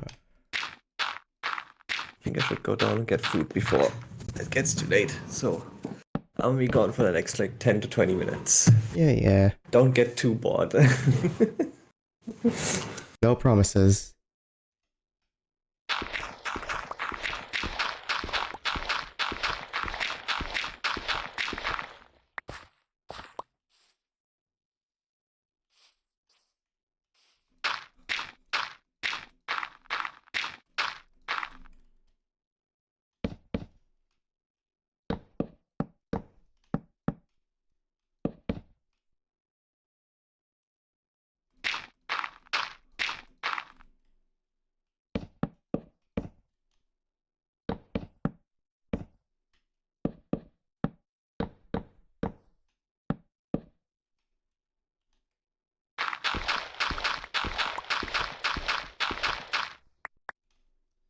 I need more fences. Time to chop down a bunch of trees.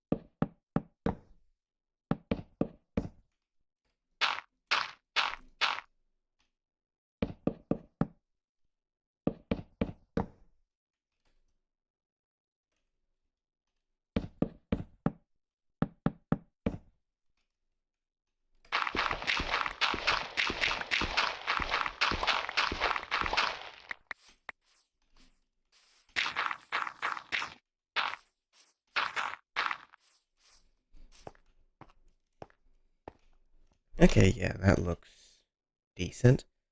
Now how do I want to do the rest of it?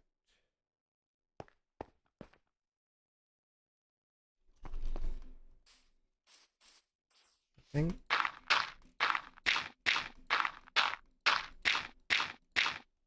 One, two, three, four. One here.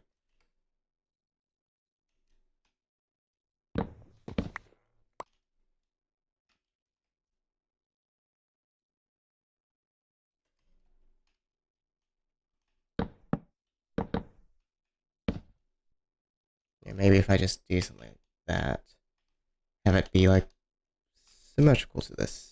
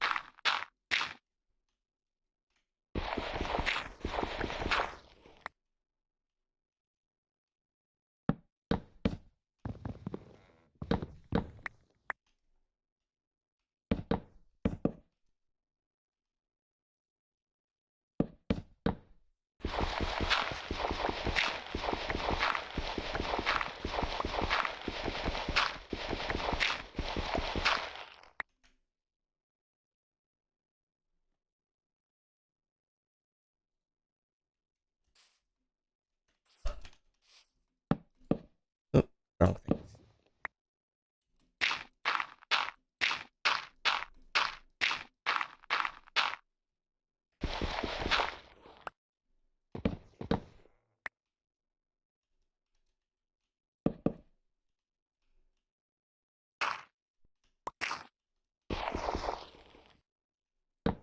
I am back and I have acquired sustenance. Sustenance.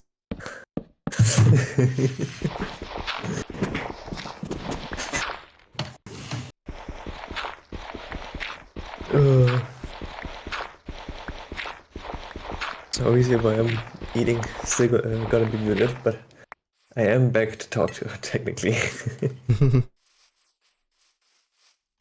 Yeah. Okay. Oop, there's a pillager raiding party here. I should probably do a raid at some point. Get that achievement done. Maybe get a totem of undying.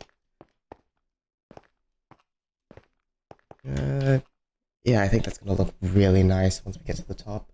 The top one's obviously not going to be done like that because that's where the actual lighthouse part comes in. Hopefully you will not kill a village like Florida with that raid.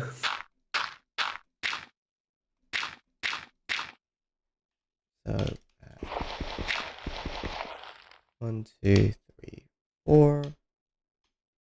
Yeah, so 1, 2, 3, 4. The fourth one's that. 1, 2, 3, 4. What's this? On the fences one over there.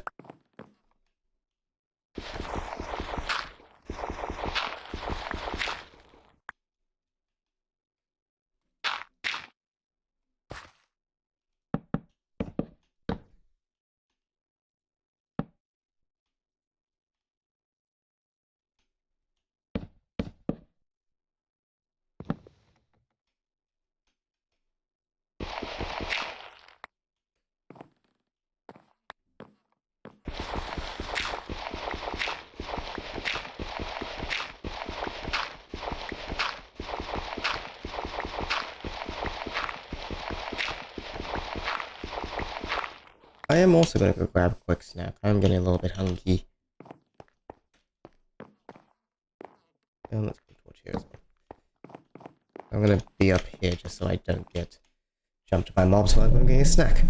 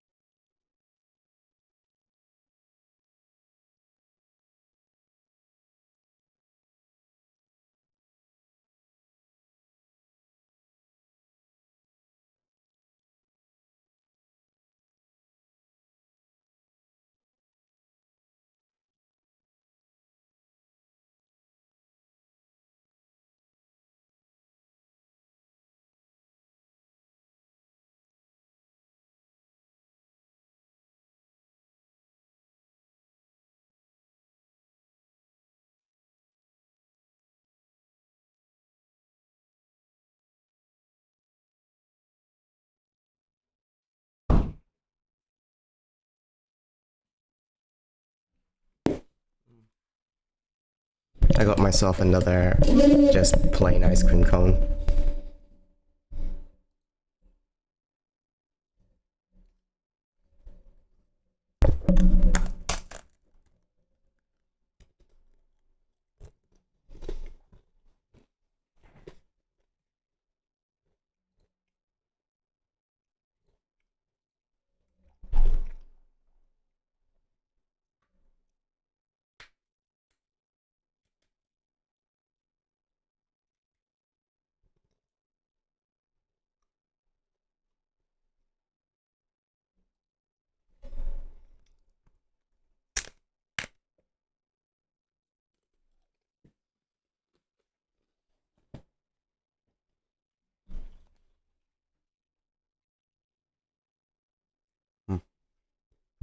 Gameplay will resume after I finish this ice cream cone.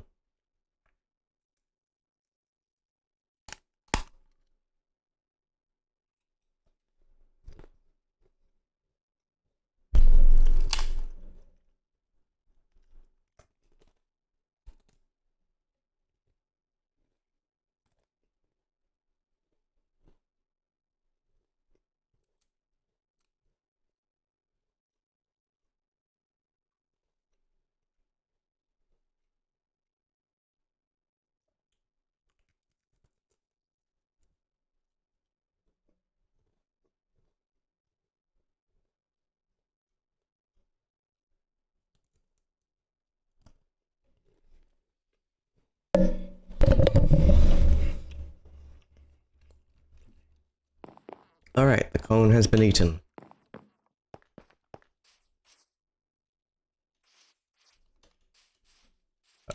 Right.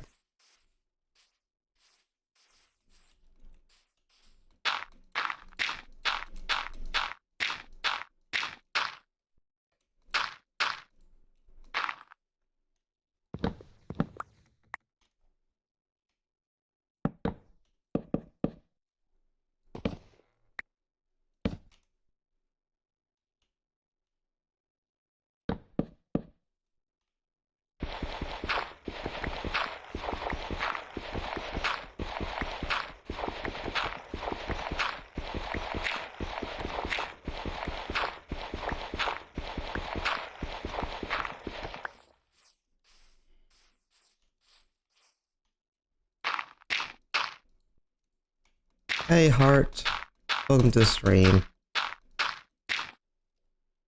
Yeah, we're just doing some peaceful Minecraft stuff.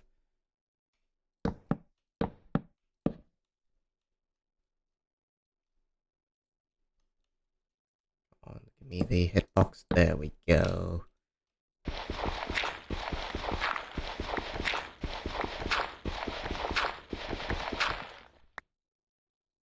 Hydrate. My water bottle is empty. God damn it. I thought I had some water left over.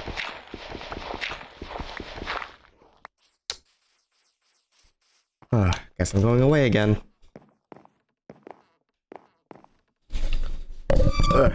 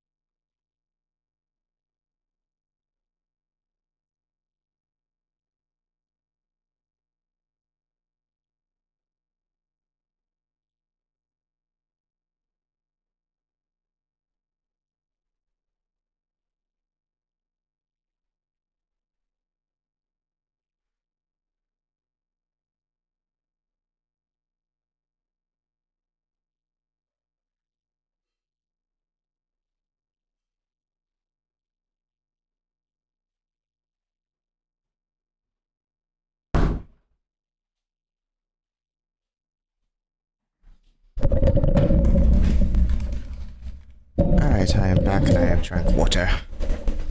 Water.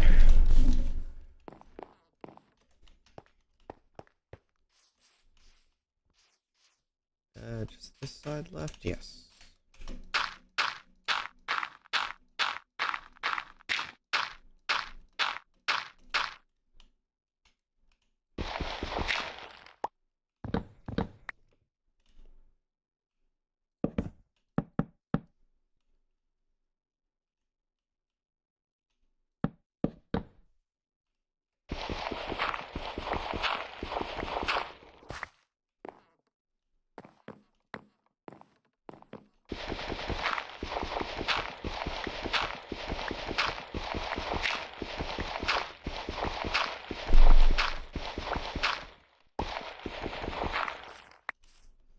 How does that actually look? Yeah, it looks pretty decent. I think for each of those floors I'll chop out some of that cobble to put glass in. Question is how much actually. I have finished eating. Congratulations. That was also too much. That was also too much onion. The onion slices were slightly too thick. I think I'll do 2 bites. Okay, 1 I bite. will survive, however, it was not pleasant to eat.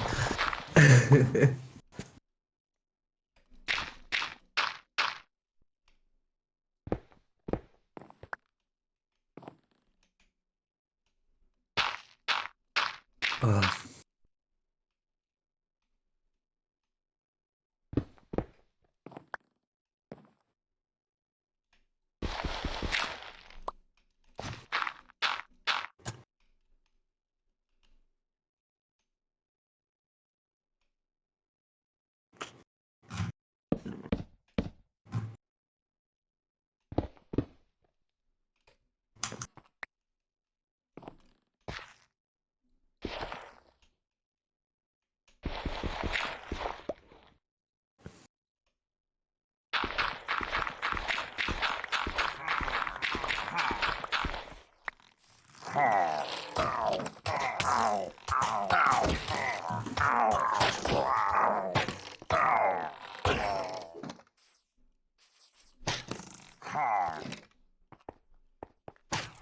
I'm gonna deal with you. If I kill you, I'm gonna get bad omen. I don't think there's a cow around.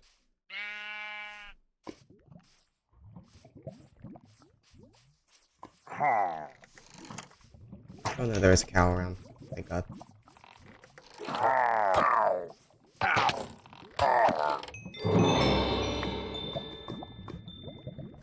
How have I not gone voluntary exile this long?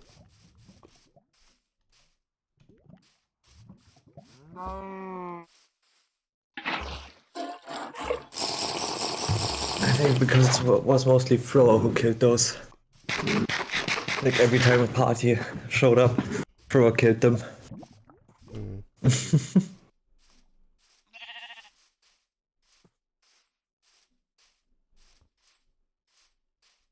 think also just not to make this lighthouse look like just a giant tower in the middle, I'm gonna add a little like living quarter off to the side. You know, like a real lighthouse.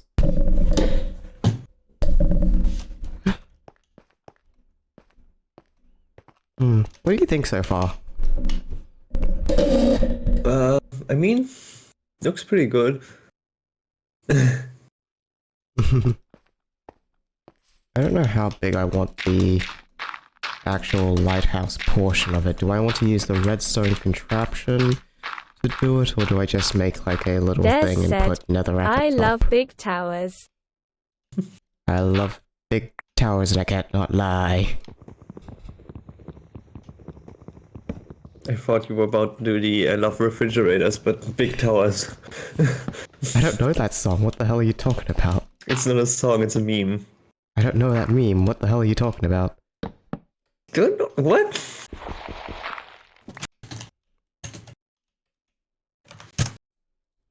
How do you not know I love refrigerators? I don't know that meme. Remember, I'm not a meme enjoyer.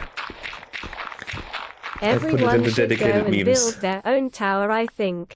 If you want to look at it, it's in Towers dedicated and memes now. towers. Hello, bro. Refrigerators. Hey. What? You know. What'd you say, bro? I love refrigerators. Oh.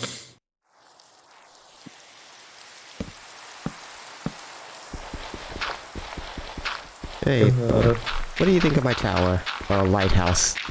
Why do I call it I haven't tower? gotten a full view of it yet. On stream, you can see it. Let me look at this meme. This meme.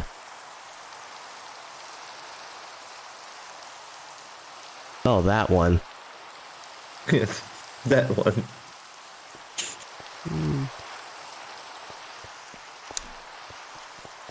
There should still be some sand in the storage room because I don't think any of you guys have been on to actually use that sand.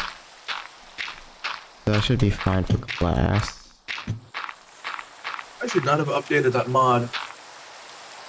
What mod? The minimap mod, because now I don't know where my quartz are.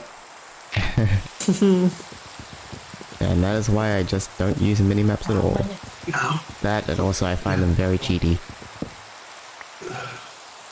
my mom is putting a wet towelette on me because I'm sick. I've had this argument about minimaps with so many people, and it's always the topic of Assassin's Creed that comes up. You don't need a minimap to enjoy Assassin's Creed. But like, there's so many cool. I can understand the argument of it, of saying it's cheaty, like in Minecraft, right? But mostly, what's the difference between using a minimap and writing down the coordinates? Like, there's only one difference. One is more tedious than the other.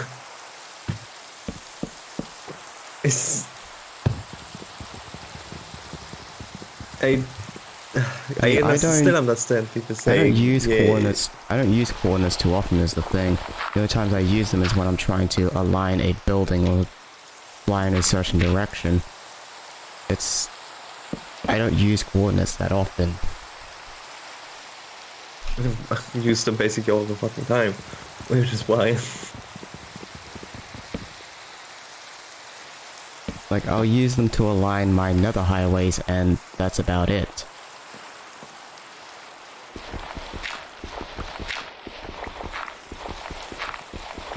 There's a whole debate of whether the F3 menu stuff is cheating or not. I mean, people have used it to the point where they could just, you know, figure out locations of strongholds and Yeah, bastions and stuff. yeah. Why can't I pick that up? There we go. Experienced players will just use it and abuse it. New players will just go how? New players just call it cheating. Yeah, and then fine. and then there's also a exploit that you can use with the F3 menu to actually find players' bases on servers, because like it tells you where chests and entities are. So making secret bases is pretty much impossible now. There was like one, I think it was a YouTube short that I looked at real quick, where someone was like, you know, doing speedruns like 2 years ago for Minecraft was a pretty easy thing. Like anyone could pick up Minecraft and do it. However, these days, it's so many stupid things. People have started using a Nether Fortress locator, where you input a few coordinates, and then you get an exact location for a Nether Fortress. Yeah.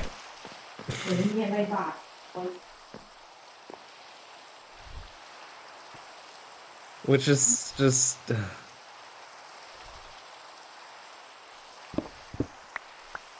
I don't know.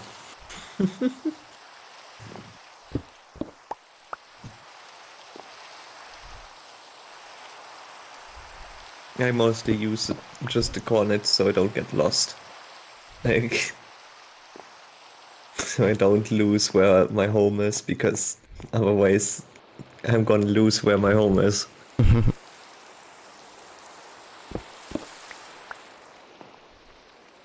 mean, on our sub, I did that like 20,000 block trip. Yeah. Trying to find your way back from that without using any coordinates is possible, but pretty hard. Yeah. That's why I don't go off exploring unless I have a certain way of getting back. That will usually Yeah. either be another hub way, or a set X or Z axis I will take. And that's how I usually find my way back. That's why I use coordinates, because I'm like, yeah, I don't wanna. Yeah. I've been trying Use lately memory. just not to use coordinates in my gameplay too often. And again, minimaps I just don't enjoy because it's the same thing with like Silent Assassin in Payday. Sure, you can use it a certain way, but people are going to use it in the cheating way. Yeah, technically, like the minimap I got, right, that Fro was also using, since I gave him the one. Underground, it's pretty cheaty because you can Yes. see caves, you Yes. can see lava lakes. I don't even need to know what minimap you're using. Majority of minimaps in Minecraft will have that feature, and I know you can turn it off. I know it's completely configurable, Yeah, but the fact it's is, the Silent Assassin argument. That's why I brought it up. yeah, the fact is, That it's you still can disable those things, but most people don't. you can still see all that stuff, and I know there are minimaps that even show like mobs. Yep. Yeah, so which is why I just don't use minimaps anymore in Minecraft. I used to use them a bunch when I was doing modded stuff, but never anymore.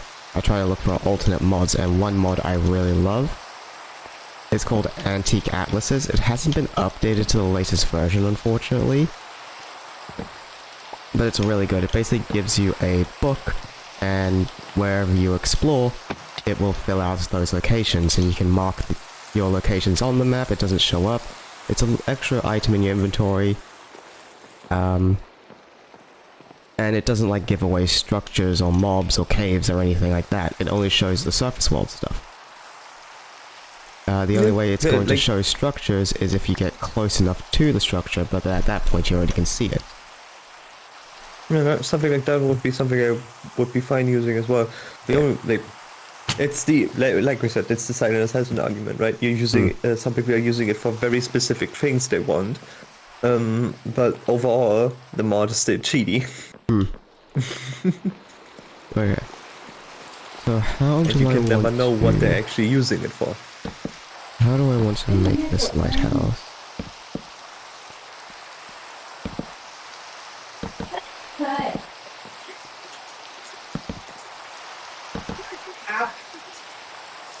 So if I do the whole bottom thing here, this is gonna look.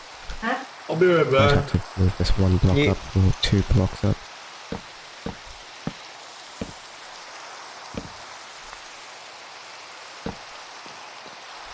You know what I just noticed? What's really stupid? What? So, I'm using PS4 controller on my PC, right? Yeah. PS4 controllers, according to Microsoft, have native support on Windows now. And for a lot of stuff that actually did work, like for the longest time, the Forza games, for example, didn't have support. You had to use a different tool that emulates your controller as an Xbox controller for it to work. However, after they said that, it worked. Forza Horizon 4 works perfectly fine. You can just run that. However, Forza Horizon 5 doesn't. And I thought maybe something's buggy for some reason, right? And just doesn't work anymore for whatever reason. Whatever, not that important. I just noticed the controller's working perfectly fine on Windows. I can navigate Windows menus with the controller. So it's not Windows that's the problem. It's Forza Horizon 5 specifically that's not working with a PS4 controller. Amazing.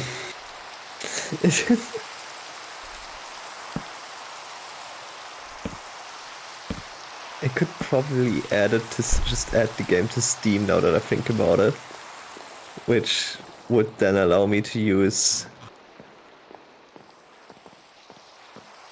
Oh no, wait! I probably can't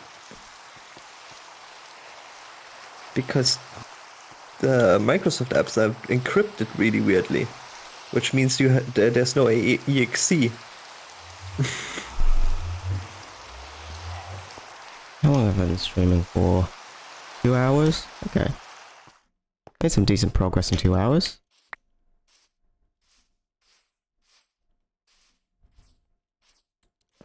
Right.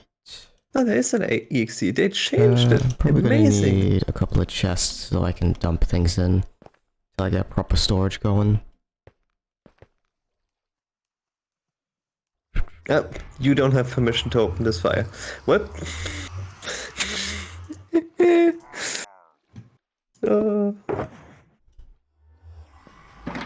I tried.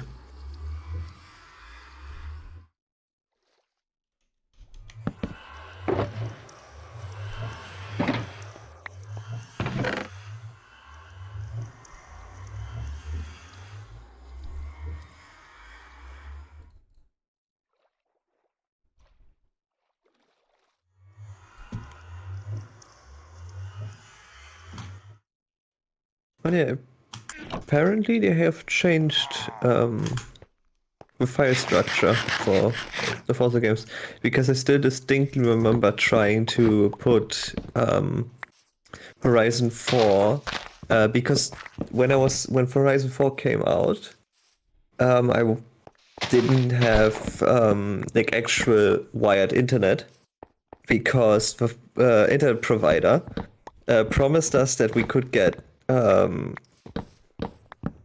certain internet speed, and then they couldn't.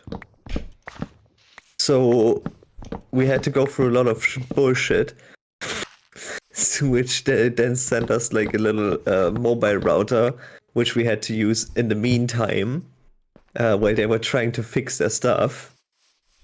But that mobile router had limited data. So I couldn't use it to download a over 100 gigabyte game. So I had to download it with my laptop in university with the free Wi-Fi. And then try to transfer that over to my PC. However, all of the data is encrypted to hell and back. So I couldn't just put it on a like external hard drive. And I think for the actual flooring of the lighthouse top, we're going to use slabs.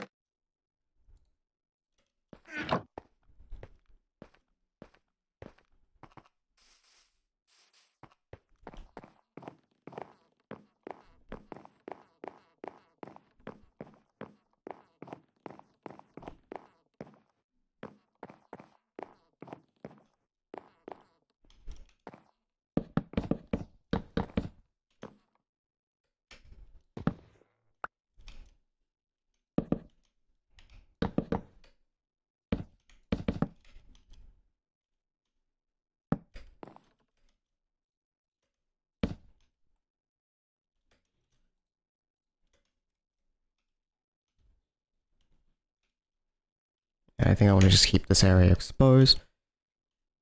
So how big of a circle do I want this to be? So 1, 2, 3, 4, 5, 6, maybe 7. So 1, 2, 3, 4, 5, 6, 7. Yep.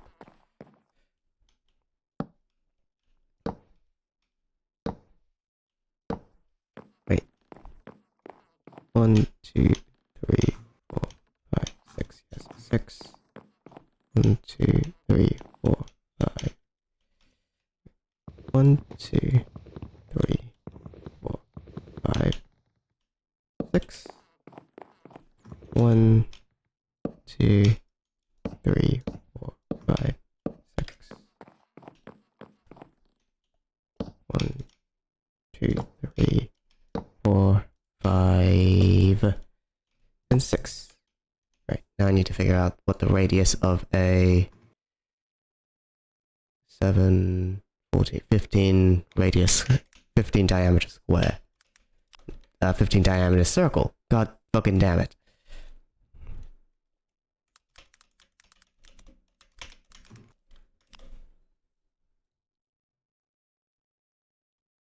Alright, so.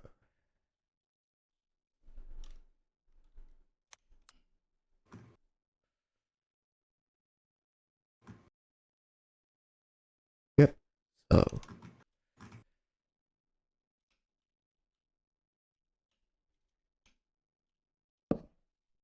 I always find it funny to look at Steam completion achievements, right? Like the completion rate of achievements. Look at the very first achievement that's most of the time just the tutorial, right? And for some reason, there's always like 3%, 5% or more Somewhere. of people that own the game, have launched the game, however, never even completed the tutorial.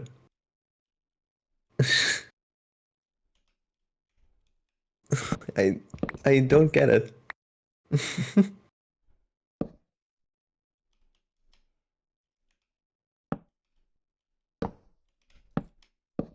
Go. I think it's really bad for Payday, isn't it? Like the mask up achievement, this has like a 90% completion rate or something. Let me check. Yeah, 85%. 85% of Payday's player base has put on a mask. That's just, I don't know. In order to count towards the statistics, I'm pretty sure you've had to have launched the game at least once. Des said, Monster Camp's most earned achievement, failing to get a date, is at 48.9%. Yeah, okay, but that actually takes some time and effort. Like, completing an entire run of Monster Camp takes like what, half an hour? Meaning that most half of people have never finished a single run. However, loading Once. into a heist for Payday and pressing a single button takes you what, 5 minutes? Like, the people didn't even touch the game. They never loaded into a heist. They opened the main menu and closed the game again.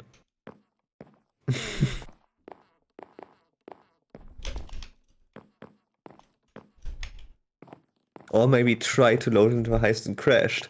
I don't know. But yeah, Game they that never. could not get in heist. Yeah. Like, buy a weapon is at 60%.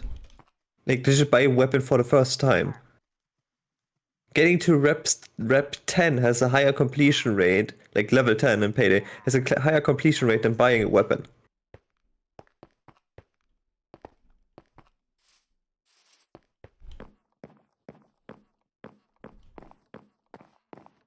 Also, more people have done a job than people have jumped.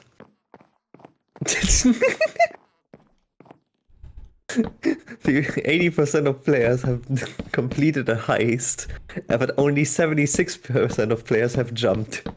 I mean, I got the don't jump achievement completely on accident, so that is entirely possible.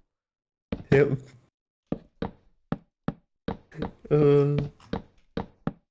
Des said, Also, no. jumping wasn't in the game on release, I'm pretty sure. So that's why it's an achievement, because they added it afterwards. Not the don't jump achievement, the jump achievement. Yeah, Erica meant that because she did a heist without jumping, that is entirely possible that people just never jumped. Like, did one heist and never jumped. and then dropped the game, so they never got to jump. Okay, so that's all done. How do I want to make the actual lighthouse bit, because the staircase is in the way now? Modifying a mask is at 30%. Damn. Yeah. I'll figure out Payday later. I need achievements to are get a lot really- of glass now. Payday achievements are really skewed because in the time it was free, a lot of people got the game and tried the game because it was very popular, right?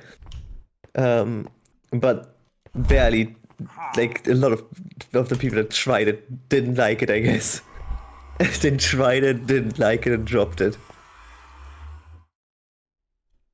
Abby said, speaking of free, Twitter man is giving out codes for free, so silly. Payday Twitter man is silly. I also still want that mask. I want his face. Isn't it? Love them Isn't for it that. just that? I'm pretty sure. Isn't that just a mask that's already in the game? I'm using the female version of that mask. There's two versions of that. There's a male one and a female one. If I'm it pretty is, sure I this is haven't the seen male it. one. Let me check. I'm not sure. I think it was Mr. Mannequin and Mrs. Mannequin. I've never heard of those masks.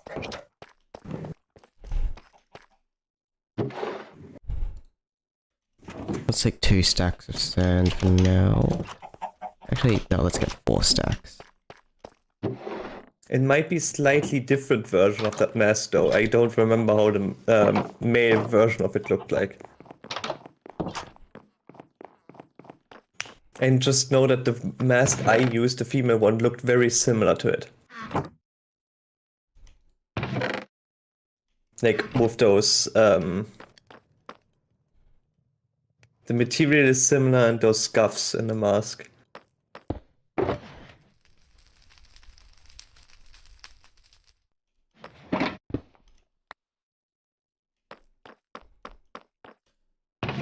I might just be crazy though. Abby said, it is. Backslash. Yeah, there we go. I was right. Okay. Like the first time I saw that mask, I was like, and Froa said, I want that mask. I was like, isn't that mask already in the game? So the mask is already in game, Erica. 3. Okay, so the It mask was- is in game. But I want specifically Payday Man Twitter's mask. I want to rip it from his face.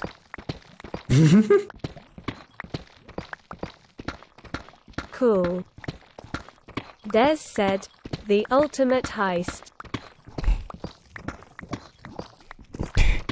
Payday Twitter Man is an official character in Payday 3. Payday Twitter Man is the new Bane.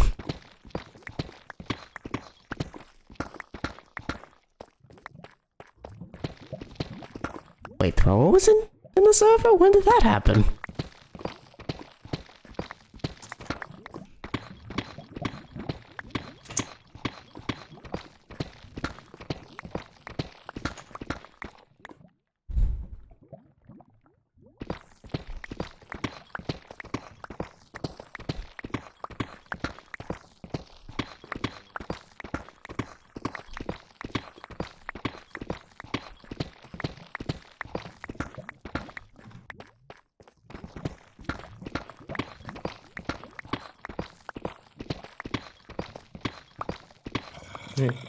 Yeah, that's the one I've used for a long time. That's just sitting in my inventory.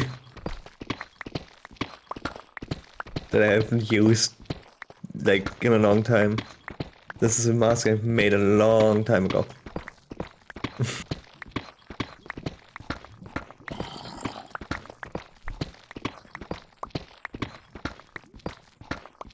Now the question is, do I want to use glass panes or glass blocks at the top? Because if I use blocks, it's going to look weird. If I use panes, it's going to reduce the amount of space I can use. think I need to go into a test world and figure that out.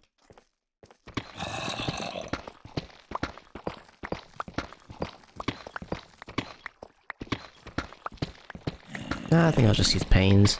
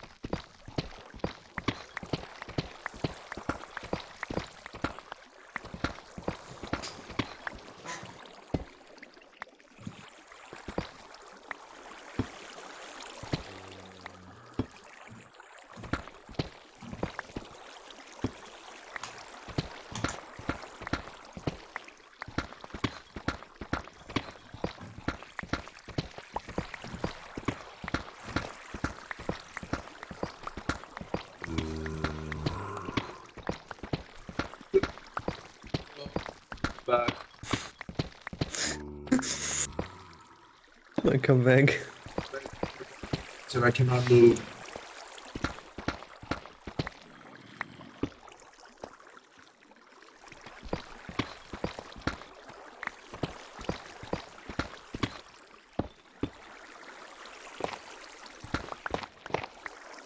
You hear anything in the Yeah. background?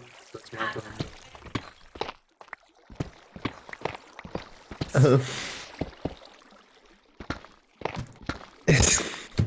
You want to hear something funny about a new fuck up Riot Games made? What did they do this time? So they released a patch. However, they've had to roll back the patch now because there was apparently a bug big enough that they couldn't leave it in the game. Like the entire patch had to be the game basically had to be unpatched because it was so bad. Whatever happened. Okay. I don't know what they did, but they have something. It was so bad. I don't know what happened. Did I nobody just know, test the patch beforehand? honestly, probably not. They have a test environment, right, for their stuff. However, if bugs get reported in a test environment, most of the time nothing will be done about them. They will be pushed to live, and then when they're on live, when people complain, that's when the bugs get fixed. I don't know why they even have the test environment, but I need to find the coordinates of another fortress so I can start Wither Skull farming.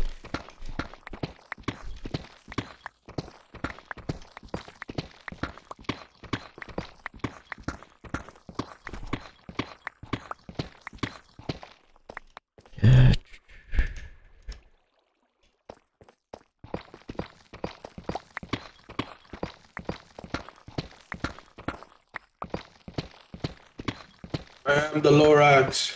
I speak for the trees. And for some fucking reason, they're speaking Vietnamese. Why did you do that? What do you mean? Why did you say that? Why did those string of words come out of your mouth? I don't know. Instagram keeps recommending me war crime memes. I don't know why. I don't know what kind of deeds I've committed to be recommended war crime memes. Eccentric and I went on a whole, like, World War II style rant Abby said, last night. civilians, I think you mean target practice. Because we're watching Avatar, which then transitioned over to something else, which then transitioned over to war movies, which then transitioned to me just nitpicking about tanks. Which then ended up with us browsing Hitler's art. Did you consider it was good? It's decent. I'm not much of a realist person. I don't like those type of artworks, but it was decent. He's an okay artist. I can see don't why- get me wrong. And art school is pretty brutal. Yeah. Imagine So- if he passed art school. Like, the work is I don't decent, wanna- but I definitely don't think it's a passing grade in any sense.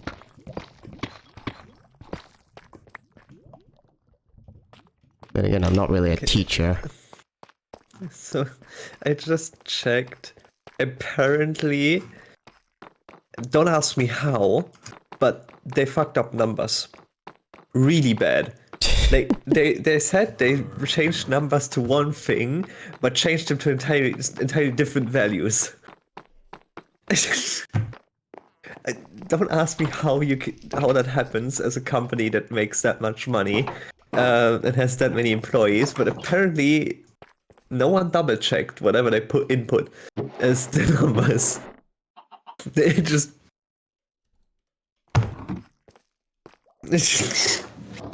at this point, honestly, I'm not even surprised anymore.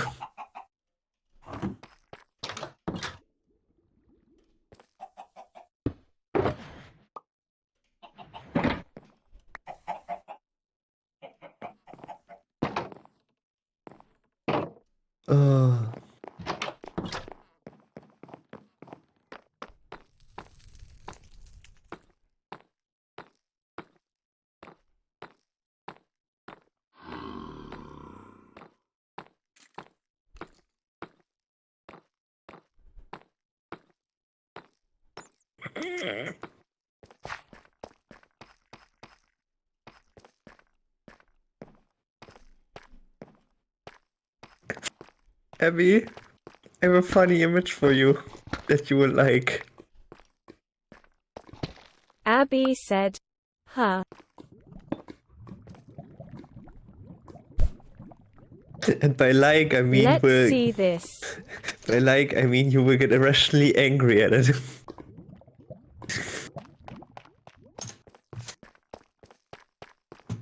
Oh no.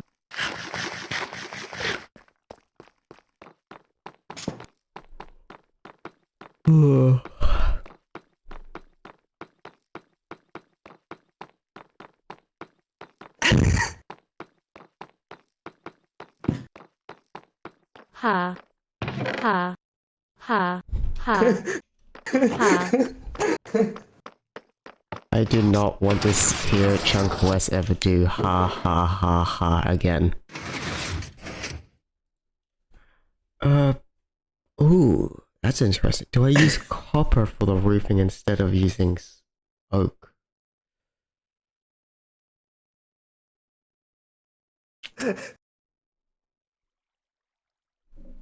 Mercy wasn't squishy enough in Overwatch. She had to get. What do you mean they reduced her main fucking functions?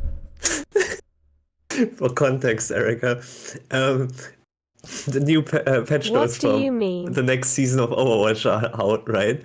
Mercy gets a cooldown of a fly stuff increased. So flying to teammate is now the cooldown is now a second longer. Her healing gets reduced. Her regeneration gets removed. She's no longer regenerating health. However, she heals herself for a quarter of the healing she does. Did they just nerf Mercy? Yes. By a Des lot. said, why did you preface this with, you will get unreasonably angry at it? Because it's a video game. Abby said, gra. G-R-G-R-R.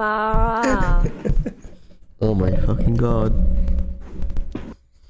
Des It's said, just funny there's to plenty me. of reason to be pissed off, mate. Did they do anything to my beloved queen? Let me check. Yes. You have more Abby health now.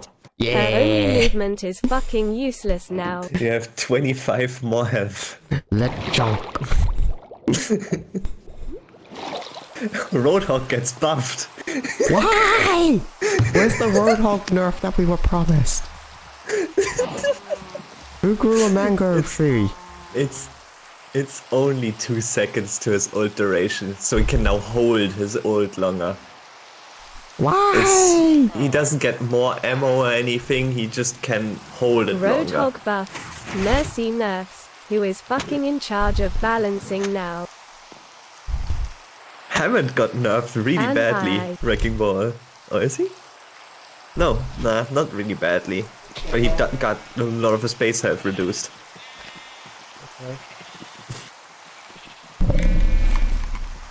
Ramatra changes. Yep.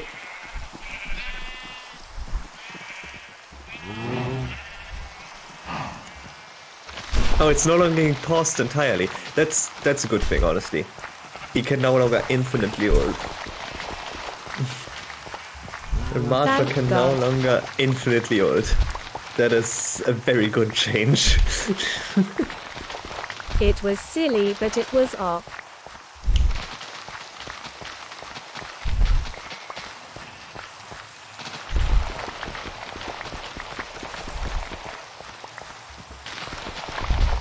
Any other good changes? Reinhardt gets a lot of stuff changed. Less cooldown on charge, more damage from his fire strike. His ult now does less damage but stuns for longer. More And I don't know stun, what the let's last go. thing says. It's just 0.25 seconds more. It goes from 2.5 to 2.75. We take it. And then DPS. Widowmaker now has less health. 25 less health. Fuck that bitch. Junkrat's damage Des gets said, nerfed. wait, they did nerf Junker. What? No. Junker Queen has increased health. Abby said, no, Junkrat gets not 20 less. Jumprat. Des said, base health in non-roll Q modes reduced from 425 to 300. That must be different patch notes?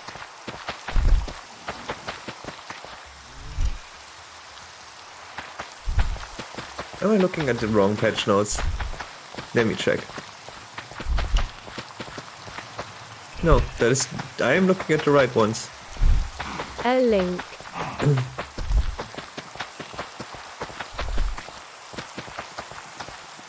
To be fair, what you're that change with the non-roll queue stuff is pretty irrelevant to us, I think.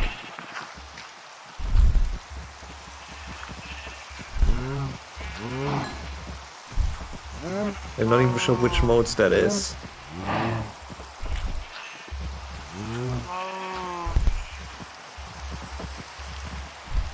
Yeah, anyways,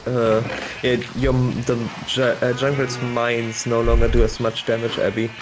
They've got their damage reduced by 20. Abby said, oh, the mines. Okay. I thought it was for the grenade launcher few. Yeah, just enough mines. Also, they didn't touch Sojourn again. Fuck.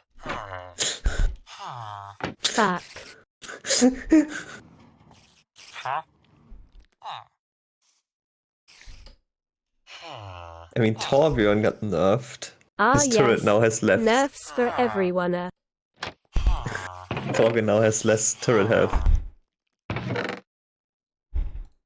Except you points at the Canadian.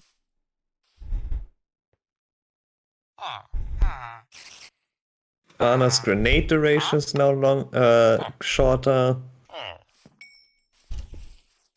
Brigitte's healing got nerfed. Oh no, it didn't. The healing over time got nerfed, but she now heals, gives 25 health on impact. So it's just faster healing now, technically.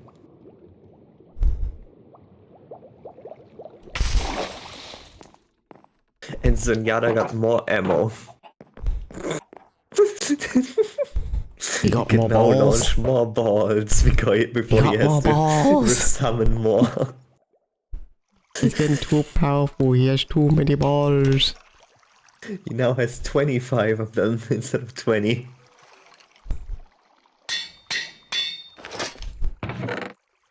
Yeah, all my Death stuff has said, protection 4 now. radiation joke.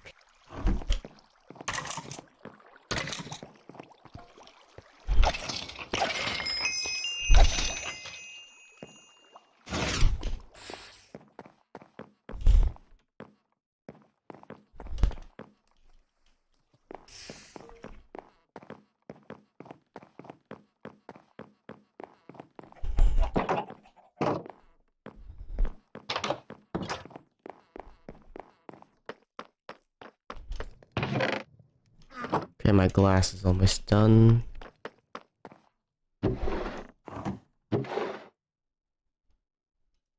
That's some extra glass there. Take the glass paint as well.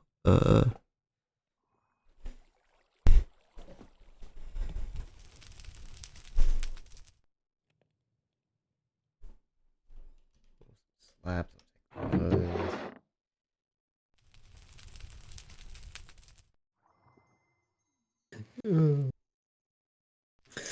I find it funny, right? The reason they're still nerfing Mercy is that people are using her mostly for damage buff on like high play. They're not using her as a healer, they're using her as a damage amplifier. And they're not like, instead of nerfing something with that damage buff, they're not touching everything else. They're nerfing everything else on Mercy but the damage buff.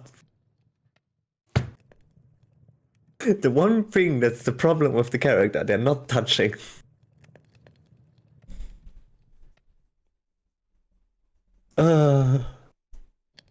Amazing balance. Okay, let me. I want to go to my test world for a bit and see how I want the roof design to be like.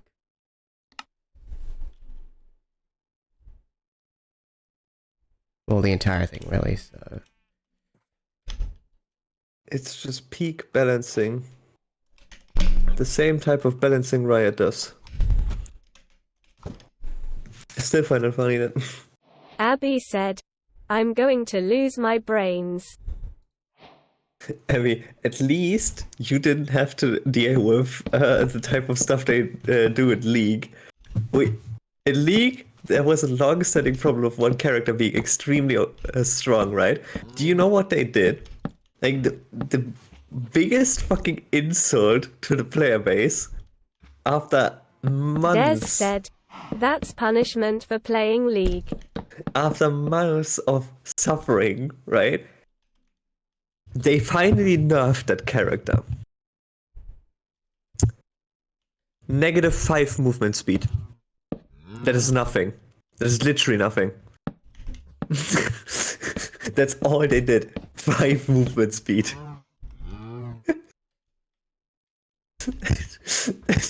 And they pretended like that would be punishing. And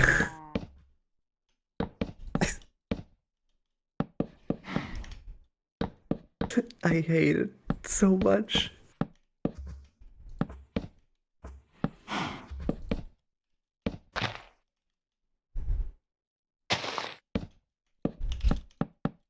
Like, I was affected, like, personally, because I didn't care. I'm a casual player. I don't care. But it was still so stupid to see. Abby said, dying.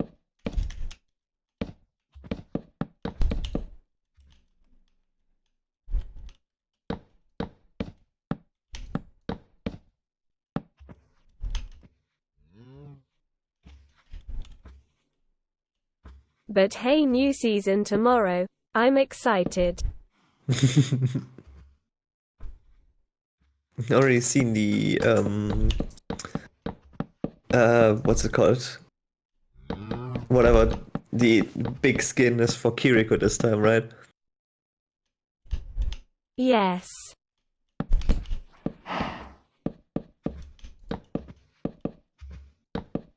A character I actually play. Does this mean I have to actually put the effort in to get the skin? I'm doing this fucking wrong.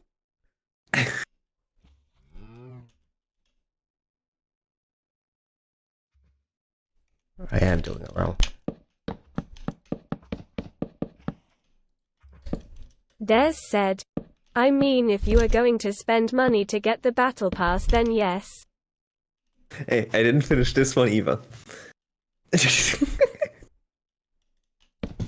Exactly.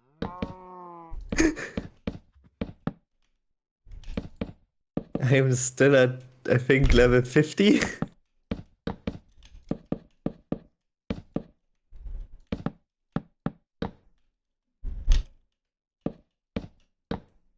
Out of, I think, 80. That's right.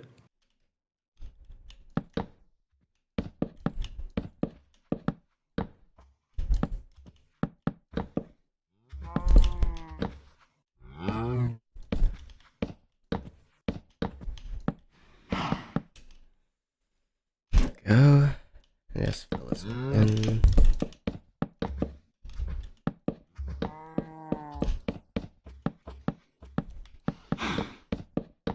That last part you did wrong, Erica.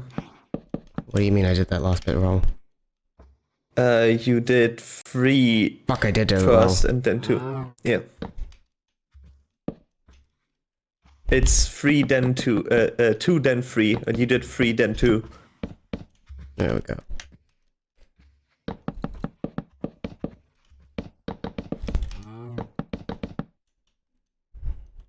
Yeah, now it's correct. Or it should be.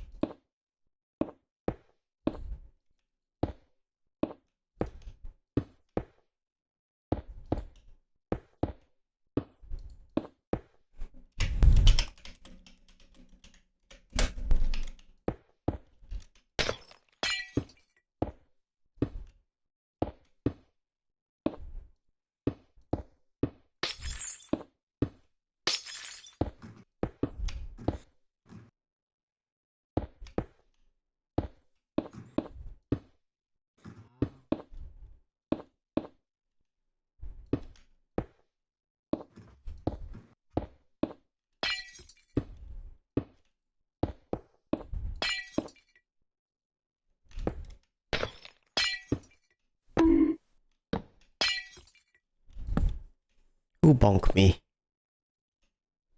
You bonk me. Why you bonk me?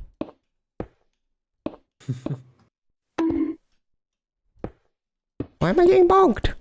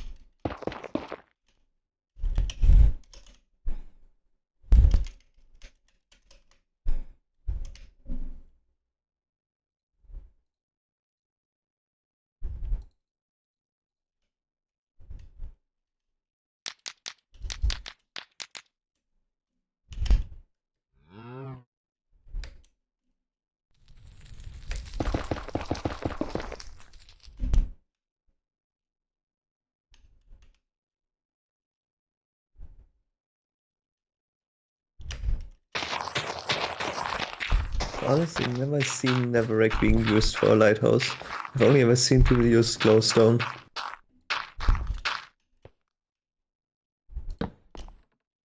Yeah, because they're trying to simulate a light bulb. I'm trying to simulate like a medieval one, which is using fire.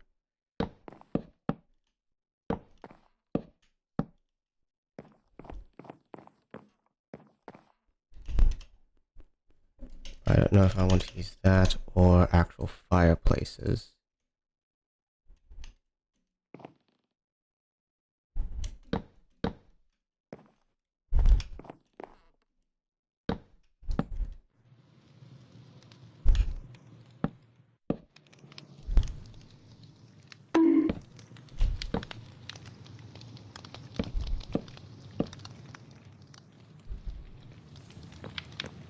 I mean, it works, but it kind of looks weird. Put slabs like that. Yeah, that looks way better.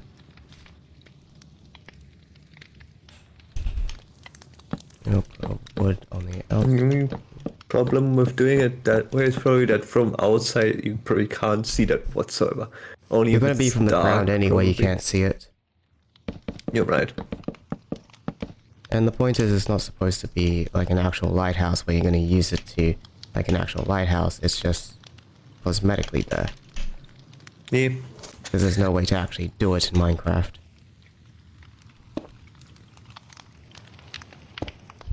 Des said, so it's sort of like a big torch. Pretty much.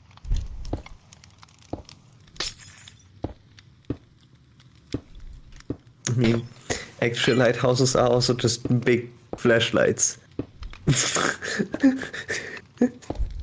They're just being shined on the shore so a ship knows, hey, there's land there.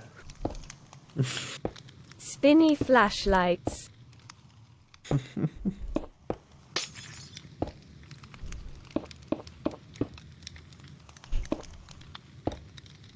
Big raid machines.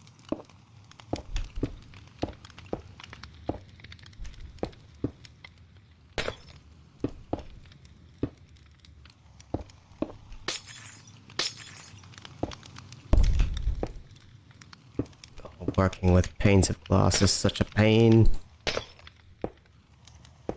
Haha.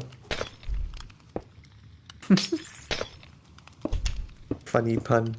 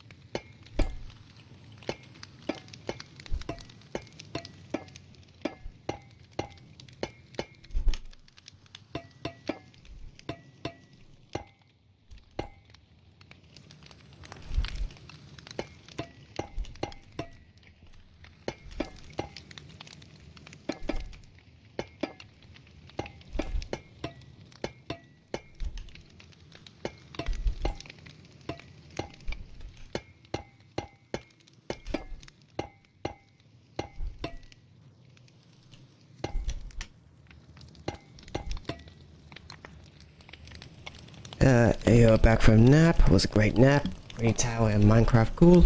Thank you, Eccentric. I think I'll keep the top exposed. That way, not only is the light of the lighthouse visible, but also the smoke. You're actually using copper. Yes. I mean, I have so much of it, I might as well use it for something. And I'm using the oxidized version because I'm not going to bother with all the beeswaxing stuff. Yeah. I mean, the green looks a lot better for roofs anyways, probably. Especially if you're building with wood, because it's a contrast. Because brown and orange, or the brown, orange, or whatever you want to call it, is very similar to each other, so it probably wouldn't look good. Abby said, "Me on my way to wax your copper so it doesn't oxidize." But just a few of them, not all of them, just a few of them, so it looks entirely uneven. I mean, that's completely fine with me.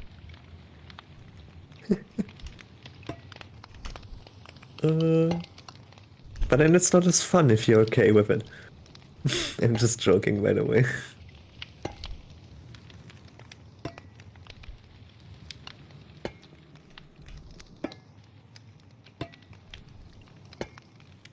Des said, "Crime of the century."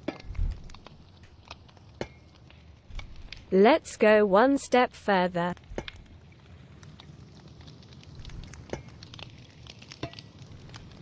Let's completely replace the copper with beehives. Abby said, "Crime, like a heist, like a Payday 2 reference."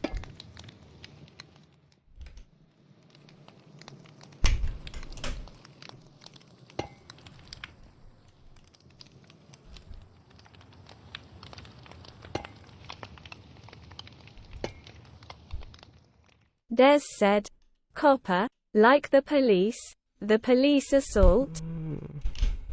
I don't know if I like that. Abby said, "Payday 2 reference."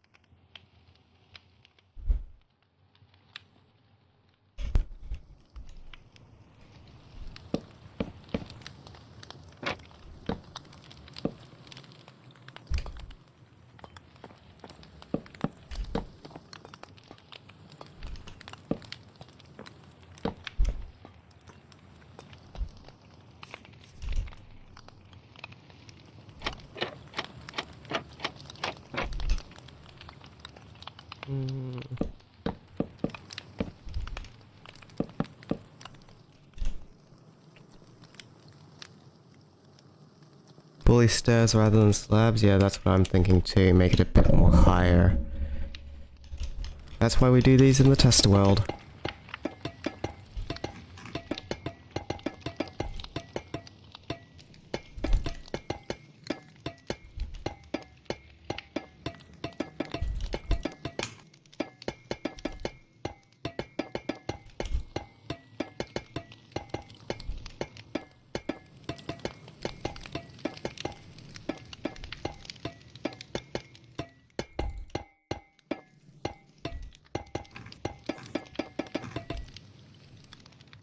I do want to keep this like these slabs on the rim here.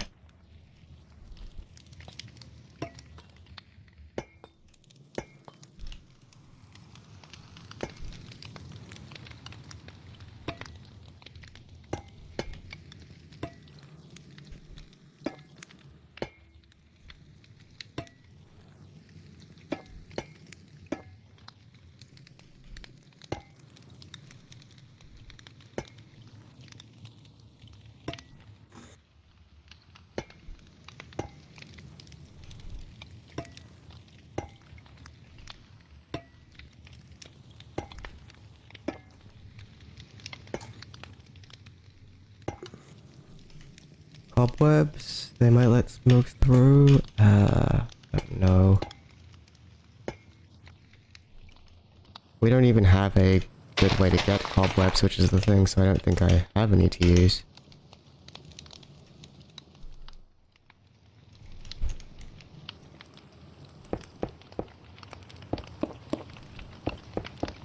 I mean, yeah, they do let smoke through, but getting 9 cobwebs is going to be difficult.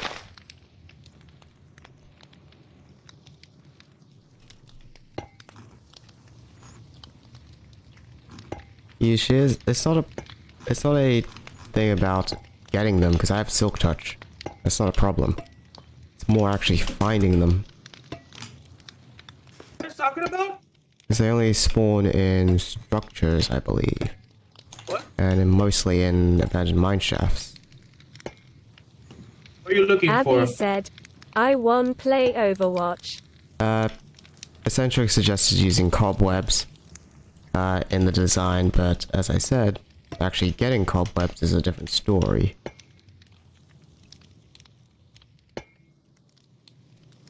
Don't you just need Silk Touch and find cobwebs? Yes, that's what I've been saying, actually finding the cobwebs. Has no one been listening to what I've been saying?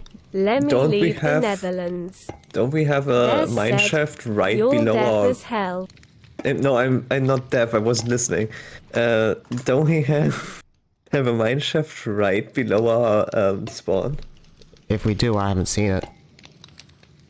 I'm pretty sure I can show you the one. If you wanted to. You could probably log in and get that item right now, actually. I don't even know if I want to It's use a cobweb, cobwebs in the design is the thing. Yes, but I'm just saying we could. There are technically cobwebs that we could get on the server. So the option is there.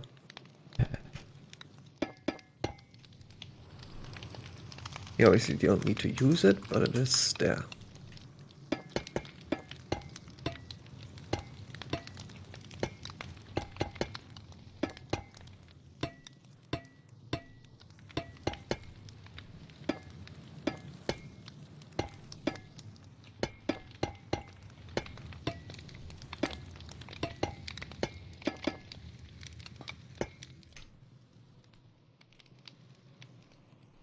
Yeah, that is looking way better for a roof. Maybe this is a bit too far out, and probably replace that stairs.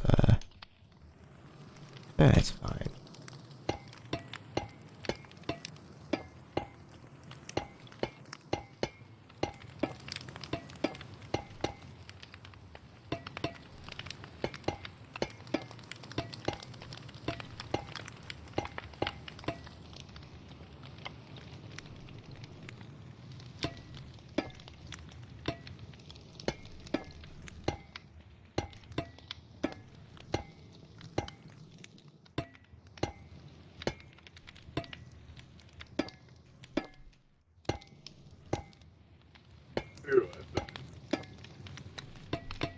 I still feel like shit. So I'll be right back.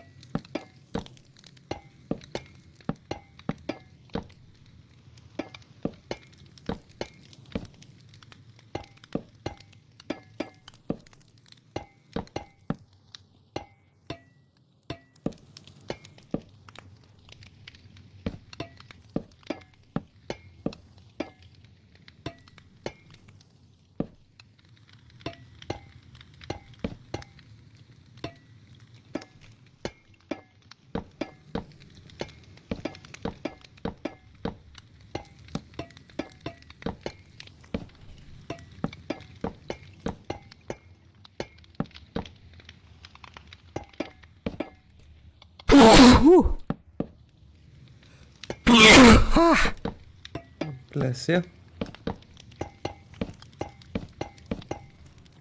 Okay. Yeah, it looks much better. Let me go inside.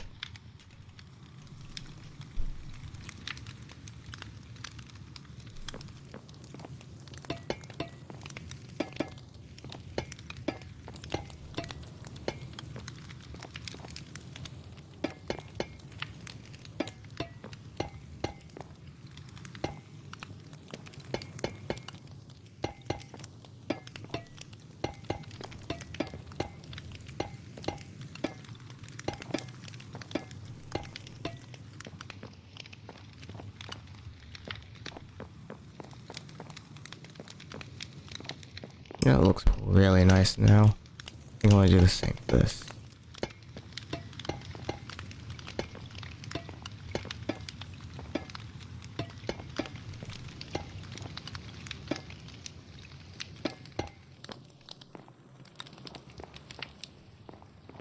And for these last parts too.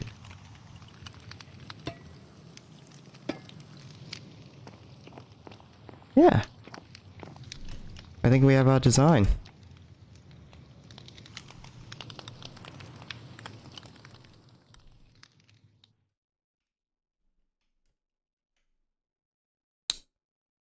Could be a little bit better, I suppose. But we can improve it. But that's 3 hours into stream. I love the interior roof with how much texture it has, but the roof feels like it needs pillars, but pillars don't exist in Lighthouse, I don't think. To be fair, this is technically Lighthouse, older lighthouse, which would have less room. So since it's such a big room up there, because the interior of having the it lighthouse full- kind of looks like this. It's not really much pillars. The only structure is holding up is the glass structure. I think what I do would be was in some of those like curved areas of the lighthouse circle, probably replace instead of glass with wood or with copper. I mean, basically the Does glass one connect to problem. walls? Glass connect to walls. Yes, it does. Panes do connect to walls. But yeah, the one problem you have with your design technique, the room is way too large, like the top part of it. Yeah, most definitely. I'm gonna add supports to the bottom of it just so it like connects more to the building. But I Yeah, needed a larger room so I could put the actual stuff in and actually walk around in it. Yeah, but yeah, technically you probably also need to like put like a few supports in the interior as well, but I'm not sure if there's any good way to place them. Oh yeah, these do connect. That'll look good. I think I want to do it with like this corner here. Oh, those walls is what you meant. Yeah. Yeah.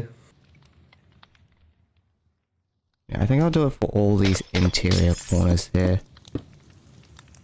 I just call those stone fences. They're called walls. The only one that's actually called a I fence, I know. think, is still the nether brick one. I know. Yeah, nether brick fence and nether brick walls. Two different ones. Doesn't change the fact that I still call them stone fences. I also forgot to check how it looks in vanilla Minecraft as well. Yeah, so this will give it a bit more structure and not just flimsily on glass, because I know in vanilla glass doesn't actually have any support structures in it.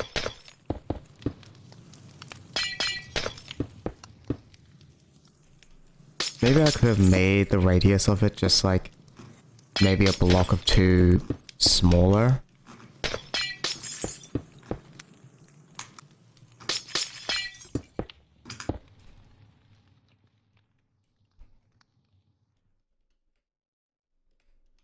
Yeah, that looks way nicer now with the cobble. If I wanted to do structured supports inside, I think I want to put them like in the mid here. Something like that. I think that gets in the way of the walking path too much. I could bring it in like I said, I could bring it in like a block or two. That might help. Because this feels like a lot of unneeded space. Now, I'll keep it I'll keep the same size. I'll add a bit more structure to the base of it. So like have it a bit more curved inwards into the actual lighthouse structure itself.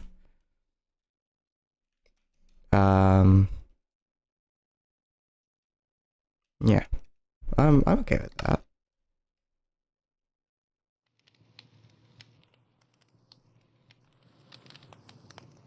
Yeah.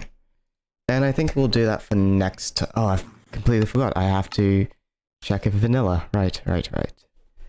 Yeah. I think that will be for next time or when I'm playing off stream because I'm a bit tired. I want to go do other things. Also, like I said, I woke up late today. Stretch.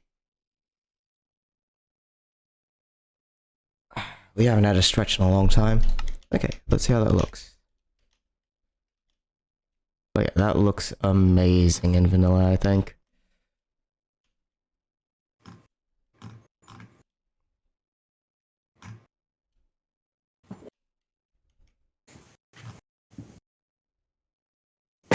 Save quit. End the stream stretch, yeah.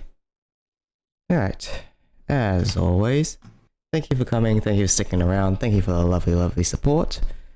Yeah, so this was a bit of a chill stream. Tomorrow is Wednesday, so there's no stream tomorrow. But on Thursday, we will probably get back to Payday. Most likely. Unless something happens. Right then. Twitch.tv. Who is streaming? Iggy is streaming. Remnant from the Ashes. Okay. Oh, they just started their stream as well. They haven't actually started playing Abby yet. said, play Overcrotch. Play over what? Overwatch, but I'm not gonna repeat what Abby actually said. Oh.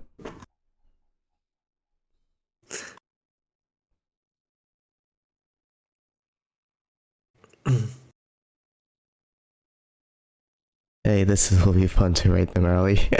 You know what? Yeah, let's just do it. Yeah.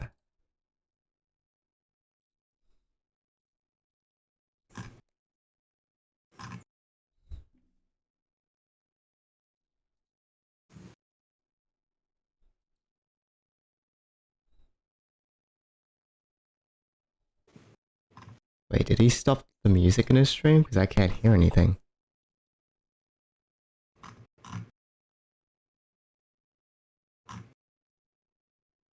Yeah, whatevers.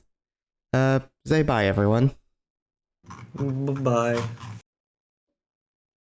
Des said, bye chat. Abby said, boo boo chat. Alright, everyone take care. Hopefully I'll see you all Thursday.